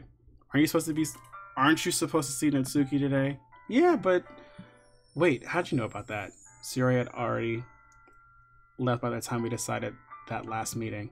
Monica told me. It's only natural for me to keep me informed about festival preparations, right? Ah, that's true. But what about you? Aren't you going to be helping Monica today? Of course, but I'm just helping her online. We didn't plan to meet up or anything. So it's just me and Natsuki then. Yep. There's much more silence between us. Sayori stares in a random direction. Everything about her behavior is really uncharacteristic. I finally get to the point. I just want to see how you were doing. After you left on Friday, when something's wrong, you can't hide it from me. I know you too well. So, Sayori smiles and shakes her head. That's no good, Ren. Eh? Why can't it just be like it's always been? This is all my fault. If I didn't get so weak and accidentally express my feelings, if I didn't make that stupid mistake, then you wouldn't have been worried about me at all. You wouldn't have come over here. You wouldn't have been thinking about me right now. But this is just my punishment, isn't it? I'm getting punished for being so selfish. I think that's why the world decided to have you come over today. It just wants to torture me. Why are you laughing? Oh my god, Sayori. I grab Sayori by the shoulders. What on earth are you saying? Are you listening to yourself right now? I know something happened to you. There's no explanation for you to be like this. So tell me already. Until I know, I won't be able to stop thinking about it. Sayori gives me an empty smile. You really put me in a trap, Ren. But you're wrong. Nothing happened to me. I've always been like this. You're just seeing it for the first time. Seeing what? What are you talking about, Sayori? You're really just gonna make me say it, aren't you, Ren? I guess I have no choice this time. The thing is, I've had really bad depression my whole life. Did you know that? Why do you think I'm late to school every day? Because most days I can't even find a reason to get out of bed. Whoa, it's getting real deep real fast. What the hell? What reason is there to do anything when I fully know how worthless I am? Why go to school? Why eat? Why make friends? Why make other people put their energy and caring to waste? Wow. But having them spend time with me. That's what it feels like. And that's why I just want to make everyone happy without anyone worrying about me. I'm in shock. I can't even figure out how to respond. How is it possible that Sayori kept this from me the entire time that I've known her? Did she really want so badly for me not to think about her? Why, Sayori? Why is it you never told me about this? It almost feels like I've been betrayed as your close friend, because if I knew, I would have done everything I could to support you. Even if there's only so much that I could do, I would have tried a little bit harder to make every day a little better for you. That's why I'm your friend. Jeez. All you have to do is tell me. You don't understand at all, Ren. Why do you think I didn't tell you?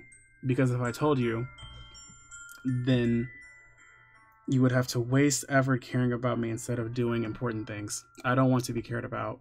It's bittersweet when people try to care about me. It feels nice sometimes, but it also feels like a bat being swung around my head, or against my head. Jesus. That's why I wanted so badly for you to make friends with everyone else. Helping everyone be happy together is the best thing for me. But then I discovered something else too. Seeing you make friends and getting close to everyone in the club, it feels like a spear going through my heart. So that's why I decided the world just wants to torture me.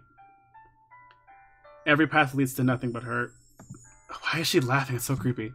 And I feel so bad. You're right that I don't understand. I don't understand your feelings at all, Sayori. But I don't need to understand. Whatever it takes for me to help you stop hurting, that's what I'll do. No, Ren. There's nothing. Nothing at all. The only thing that could have helped is if everything could be like it always was. But I was selfish. I finally showed you what a horrible person I am. What? Tears streaked down Sayori's face. I made you join the literature club because I was selfish, and I was punished by my heart hurting in a way that I couldn't understand. And now you came here and I made you hurt too.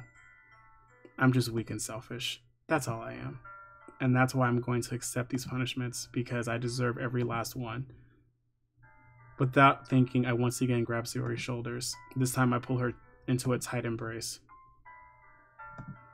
Ren, what's gonna happen? I don't care that you're... Jesus. I don't care if you feel selfish. I'm really happy that you convinced me to join the club. Seeing you every day makes it worthwhile enough. If I make friends with everyone else, that's just a bonus. But please never underestimate how much I care about you. I wouldn't have it any other way. Ren. Jeez, Saori's hugging back. Despite my arms being wrapped around her, Saori's arms remain at her sides. She starts sobbing next to my ear. No, don't do this to me. Please don't do this to me. Ren.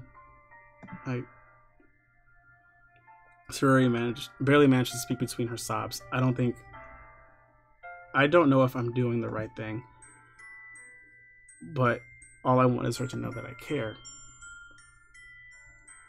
If you have it in it to call yourself selfish, then you have to let me be selfish too. No matter what it takes, I'll figure out what needs to change. I'll make these feelings go away. And if there's anything that you need me to do, then you'd better tell me. I'll get mad if you don't. I don't know. Same. Gently Saori. Saori finally puts her arms around me in return. I don't know anything. It's all really scary. I don't understand my feelings, Ren. The only time I'm not feeling is when I'm feeling pain.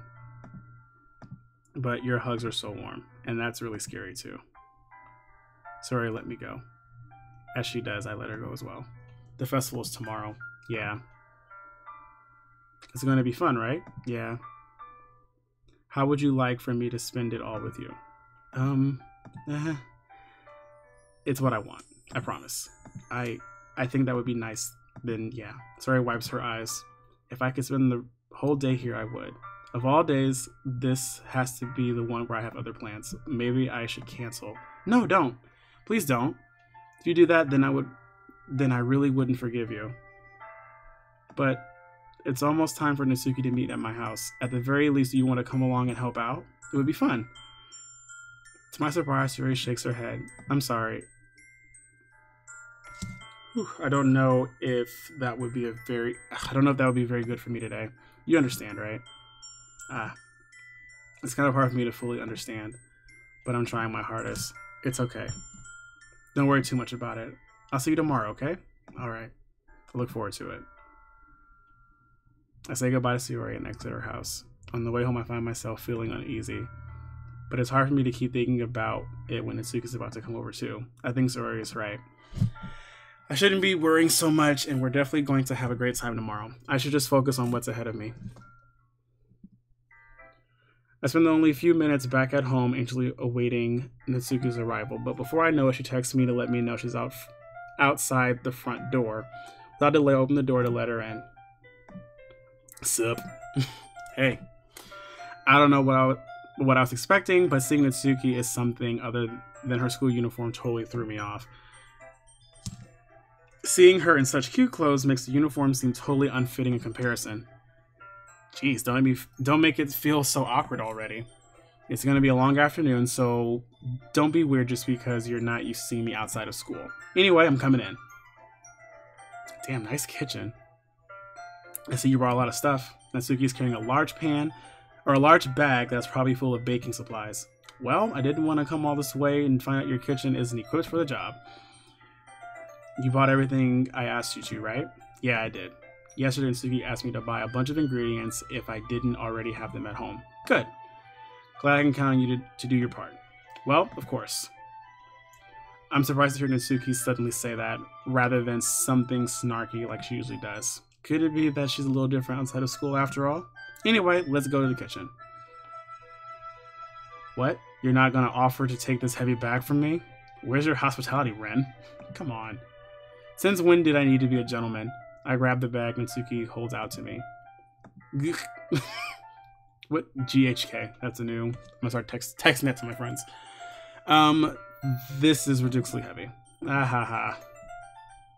And I carried it all the way here. Are you impressed? I see now. Yeah, I'm impressed, Natsuki. It seems like I always underestimate you.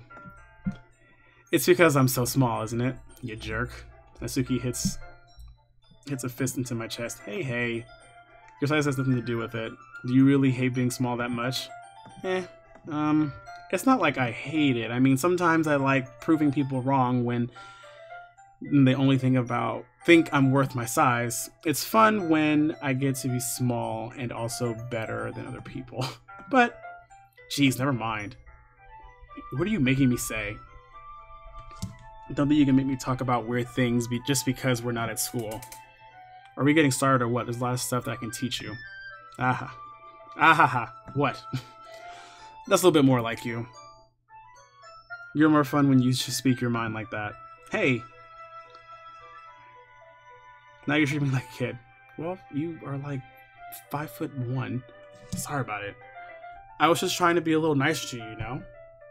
And just because I don't have a mature and sexy figure like Yuri doesn't mean you shouldn't treat me like... Oh. Natsuki catches her words and her face turns red. Natsuki. Forget it. I didn't say anything. I should apologize. I appreciate that you're trying to be nicer. I should have been a little more considerate too. But also, if that's what you're thinking, then you should know that there are tons of guys who are into body types like yours. How would you know that anyway? Just trust me on this one. Gross. Hey, was that to me? Who else? Man, let's try to get started already. You get all sour when girls call you gross.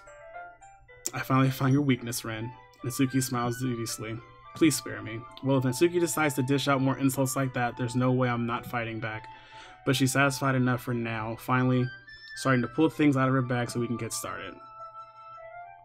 Before long, the whole kitchen is a mess. Spoons, dirty bowls, flour, spilled fluid, and plastic bags are strewn about every countertop. The mixer isn't big enough to make all the batter at once, so we've had to do it several times. Meanwhile, Natsuki is babysitting all of my movements to make sure I don't mess up her precious baking. Ren, where did you put the food coloring? The batter's going to go in the oven soon, so I need to fill the trays. I think it's in the bag next to the table. What are you using it for? To color the batter, of course. I'm making each tray a different color. That way, even if the flavors aren't different, everyone can still pick their favorite. Well, that's a cute idea. Are we going to do that with the icing? Do you want to? You're asking me? I don't really have a preference, so come on. You're not putting your heart into this at all. Can you at least try to have fun? I'm having fun. I'm not really sure what Natsuki is trying to get out of me. Meanwhile, I see her separate the batter into smaller bowls and excuse me, smaller bowls and put a few drops of food coloring into each. That does look pretty cool. See? It's not like baking. It's just following instructions. It's excuse me. Woo! The presentation is where you get the creative and have the most fun. It's a million times more worth it in the end if you're looking at it what the fuck? It's a million times more worth it in the end if just looking at it makes everyone's eyes lighten up. Like the ones you made the first day, huh? I recall Natsuki proudly presenting her cat-shaped cupcakes and Sayori and Monika's delighted expressions. I wonder if I can make Natsuki proud like that. Yeah, maybe I'll use food coloring then. Sounds like you're starting to understand. Just make sure you completely finish mixing the icing before you mess with the food coloring. Yeah, it gets there. It's getting there. We're using the electric mixer for the batter, so I got stuck with the whisk and a huge bowl for the icing. The icing's still all lumpy. Are you even trying? Well, yeah. It'll just take a little longer. Jeez, I'll be here all night if you do it like that. Here, look. Natsuki grabs the whisk and bowl from me and uses her other hand to tilt the bowl back. You really need to beat the crap out of it. After a few seconds, the consistency of the icing has already improved. See? As if to emphasize, Natsuki sticks a finger of the icing and pops it in her mouth. I reluctantly start to do the same. Hey! Natsuki suddenly grabs my wrist. I don't want your gross fingers in my icing. Your icing, eh? Are you forgetting who did all the work? I start fighting back, trying to inch my finger toward the bowl. Don't make me beat the crap out of you next. Jesus, I'd like to see you try. I push harder, just enough for my fingers to reach the icing. I triumphantly scoop some with my finger just as Natsuki tugs with all her might. The force of Natsuki pulling me causing... Oh, this is gonna be awkward. The force of Natsuki pulling me causes me to stumble, making her stumble in turn. Gross! You got it on my face. Whose fault is that? There's a big glob of icing on Natsuki's cheek. She tries to reach it with her tongue, but it's too far away. Jeez. You know what? Take this. Natsuki instead wipes it off with her finger before shoving her finger toward my own face. You wish. I'm faster. I grab her wrist with my hand before it reaches my face. Natsuki tries to use her other hand to fight back, but I grab that one as well. Awkward things. Not until you apologize for calling me gross. Fine, fine. I'm sorry for calling you gross. You know I don't mean it.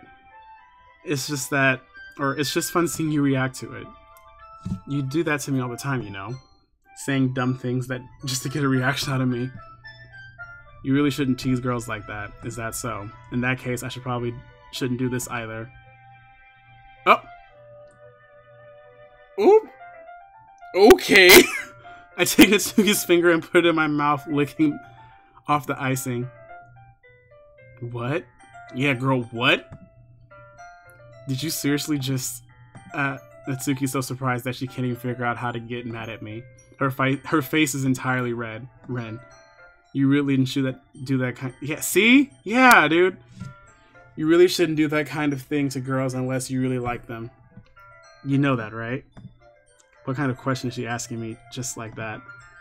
How did the mood turn to this so quickly? Natsuki gazes at me in silence. I notice her shallow breaths. Why am I starting to feel dizzy? Out of nowhere, the fire alarm started going off. Natsuki rushes over to the oven. Is something burning? I thought you didn't put the cupcakes in yet. Cough. No wonder. You left a dirty tray in here, dummy. How can you make a mistake like that? You should have checked before turning on the oven. Don't blame me for... Oh, right. Don't blame me for your mistakes. Jeez.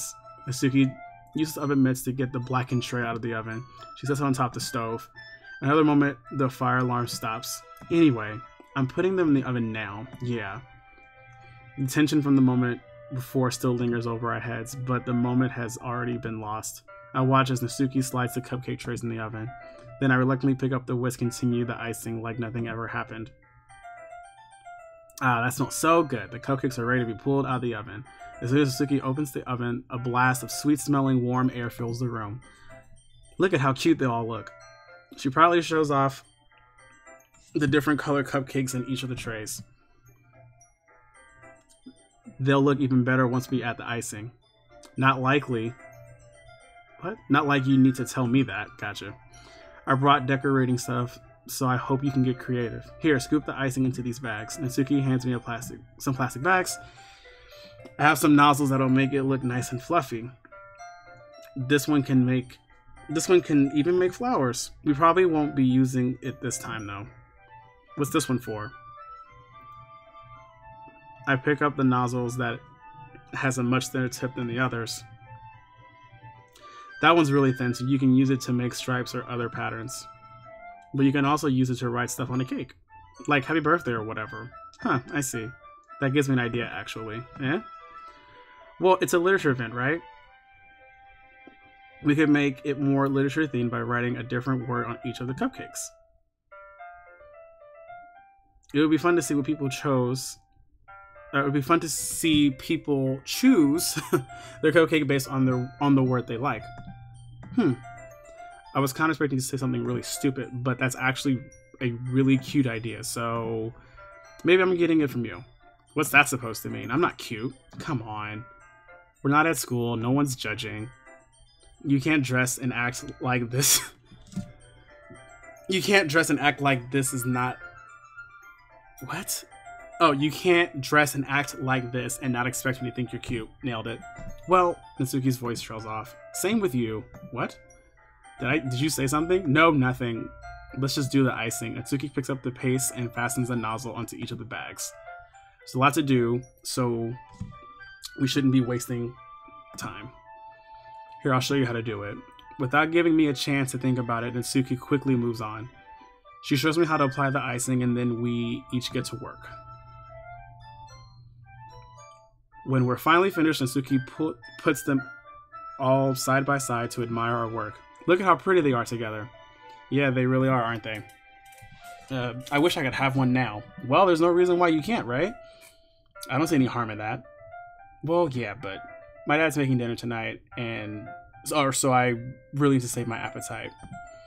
Sorry, the exact opposite in that regard. If she was here, we'd probably be down 10 cupcakes already, and she would still eat dinner. Come on, that's just unhealthy. Besides, when my dad cooks, I need to eat as much of it as I can. Well, anyway, I was hoping we would have time for manga, but I need to get home for dinner. Already? That's a shame. It's your fault for working so. You should have thought about that. It's not like you'll always have this chance, man. As usual, Natsuki places the blame on me. You can either bring cupcakes tomorrow, right? Or you can bring the cupcakes tomorrow, right? If you and Sayori each carry some, then it'll probably be one trip. Yeah, I can do that. And don't worry, I won't let her eat any. I wish she would listen to me the way she listens to you. Yeah. I again think back to the conversation I had with Sayori earlier today. I felt so helpless. Sayori always does listen to me, but at that point it felt like she couldn't listen to me at all. Okay, I'm all packed up. Good work today. You too. I'll walk you out, I guess. Just like that, Natsuki is already about to leave. It feels like the afternoon went by in a flash. More than that, did I even take the opportunity to get closer to her like I wanted? Well, I guess I'll be off then. Thanks for all the help and everything. I'll see you tomorrow. Wait, Natsuki. What you said before about not always having this chance. It doesn't have to be that way at all. I had fun today. You showed me how fun baking can be like you want it. But aside from that, you can come over anytime, okay? I think that if possible, I'd like to spend more time like this. If you want to read manga or go anywhere or go somewhere. Do you really mean that? Natsuki looks at me tensely like she's trying to hide her expression. Yeah. I want to spend more time with you. Ren, I thought you only cared about getting this done. I'm sorry I had to leave so early today. I really didn't want to. I would really stay here longer if I could. I feel the same way as you do. So Natsuki suddenly gets closer to me. Wait, Natsuki. Standing inches away from me, Natsuki looks up at me. I feel her fingers gently clutched at the sides of my shirt as if holding on to me. Her rose-colored cheeks and matching eyes fill my vision along with her slightly parted lips. What is happening? My head starts going dizzy as I feel her soft breath against me. I felt it. For a while now. Natsuki jumps back. Sayori? Oh shit! Yikes! Hi, Ren. Sayori, just now. We weren't. It's okay, Ren. I just stopped by to say hi. Well, you should have come a little earlier. I'm already on my way out, so... Aw, really? That's too bad. Yeah, well, I'll still see you at the festival, so it's fine. Just don't eat any cupcakes before then. Anyway, later. But that animation, she's gone so quick. Clearly flustered, and Natsuki hurries up and Sayori waves goodbye. Sayori, I thought you didn't want to come over today. Yeah, well, I tried to staying in my room, but my imagination was being really mean to me. So I had to come here and see it for myself. See what? What are you talking about? You know, how much you were having fun with Natsuki. How close you got to her. It makes me really happy that you've made such good friends. That's all that matters to me. Tears start to fall down Sayori's face. That's all that matters to me. Why am I feeling this way, Ren? Oh my god, this is dark. I'm supposed to be happy for you. Why does it feel like my heart is splitting in half? It hurts so much. Everything hurts so much. This would be so much better if I could just disappear. Sayori, don't say that. It's true, Ren. If I wasn't here, then I wouldn't have to waste your sympathy. You wouldn't have to waste your sympathy on me. You would have to put up with me being selfish. Monica was right. I should just...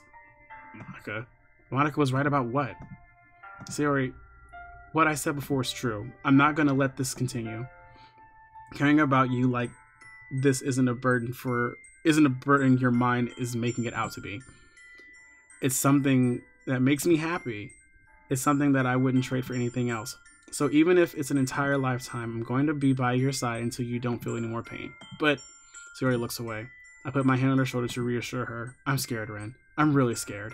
What are you scared of, Sayori? I'm scared that I might like you more than you like me. Sayori, damn. It's true, isn't it?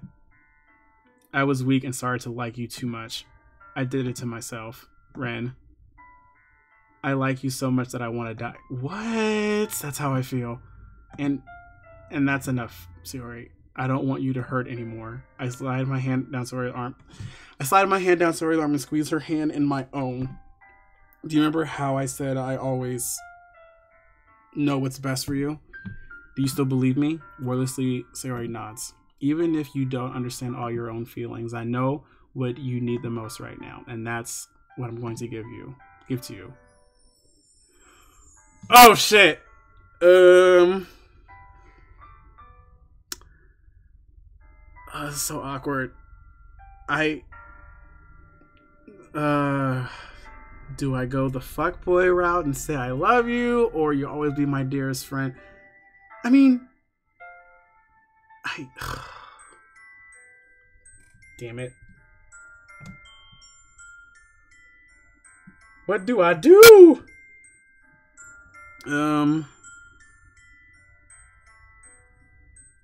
know what? Fuck it. Yep.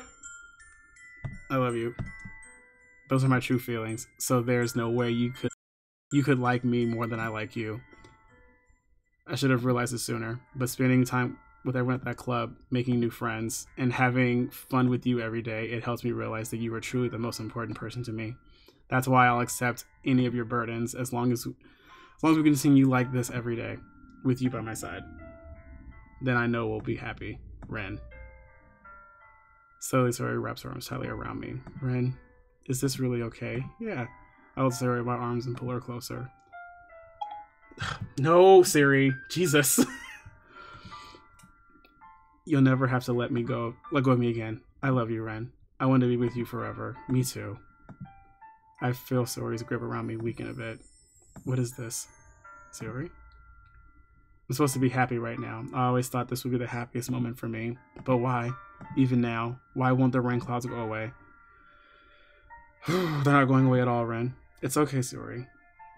It might take some time for things to get better again, but no matter how long it takes, I'll be here every step of the way. That's all that matters right now. Okay, I trust you. Sayori and I slowly release each other. So, I guess that makes the festival tomorrow our first date, huh? What are you saying? I don't want to think about those things, you know? I want everything to be the same as it's always been. Even if we really are a couple. Did no one say... Okay. Children. I don't know if I can handle anything more right now. It's really new and scary to me. I understand. We'll go at whatever pace suits you best. Hey, Ren. Sayori gazes at me once again, smiling sadly. Even if it gets really, really sad, this is the best thing for me, right? I don't really understand what Sayori means by that. Are you saying that this is making you feel sad, Sayori? I don't know. I don't understand what I'm feeling. I feel like a bunch of thorns when you told me you love me. But that's why I want to trust you. You know what's best for me. Ugh, what? I do. That's my promise. I say that, but in reality, I've never felt more uncertain when it comes to Sayori. I know that I love her and she loves me, but I'm having much trouble understanding Sayori's feelings as she is. Even though I can comfort her, I keep wondering if I should be doing something more or something different. I know these thoughts will continue to plague me until things are back to the way they were. Is that what Sayori meant by not wanting anything to change? I don't know. But I know that I'll give everything I've got. Sayori is the most important person to me. I'll do whatever it takes to have a happy future with her. It's the day of the festival. And hopefully the end of this game, because I am tired of this. Of all days, I expected this to be the one where I'd be walking to school with Sayori. But Sayori isn't answering her phone. I considered going to her house to wake her up, but decided that's a little too much. Meanwhile, the preparations for the event should be nearly complete. I managed to carry out the cupcakes myself by carefully stacking 2 trays. Natsuki is already texting a storm, but I can't respond thanks to my hands being full. Funnily enough, I probably feel the same way as Natsuki about the event. I'm more excited for it to be over so I can spend time with Sayori and Natsuki at the festival. But knowing Monica, I'm sure the event will be great too. Ren, you're the first one here. Thanks for being early. That's funny. I thought at least Yuri would be here by now. Monica is placing little booklets on each of the desks in the classroom. They must be the ones she prepared that have all the poems we're performing. In the end, I found a random poem online that I thought Monica would like, and I submitted it. So that's the one I'll be performing. I'm surprised you didn't bring Sayori with you. Yeah, she overslept again. That dummy.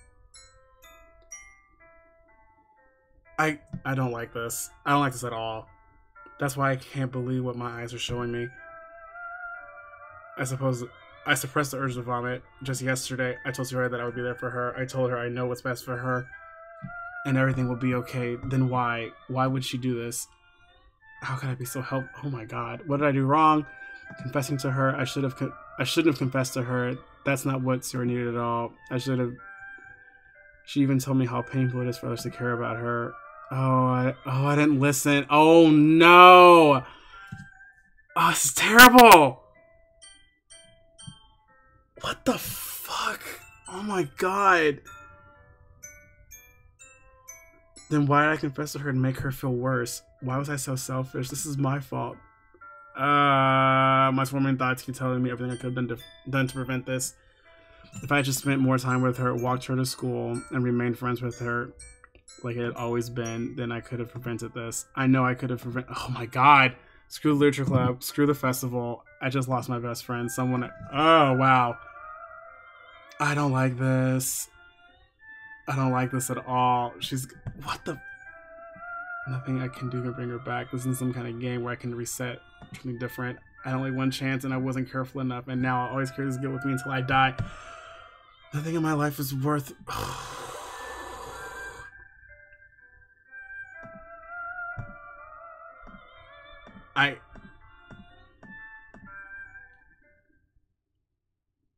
What?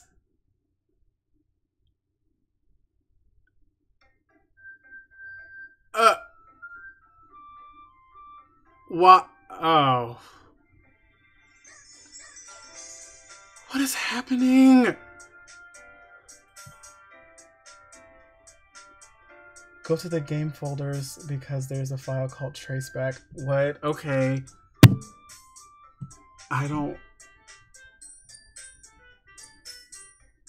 want to do this right now. I don't. Okay. This is so fucking scary. Okay, go to the game folders. I don't even.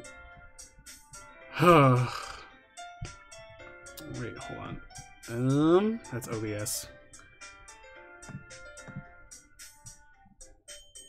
I don't even know what I'm doing right now. I'm in so much shock right now. I can't even like function. I don't want to do this anymore. I don't want to do this. I can't do this. Oh my god.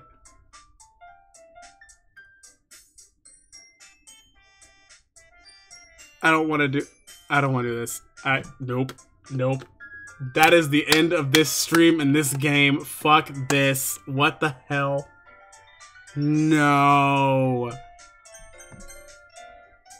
No. You know what? Oh, fuck this.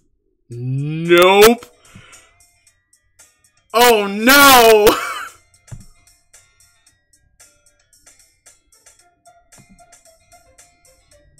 No. Get me out of this. I hate this. No. Oh, no, we're done. Fuck this game. That's the end of this stream. No thanks. Goodbye.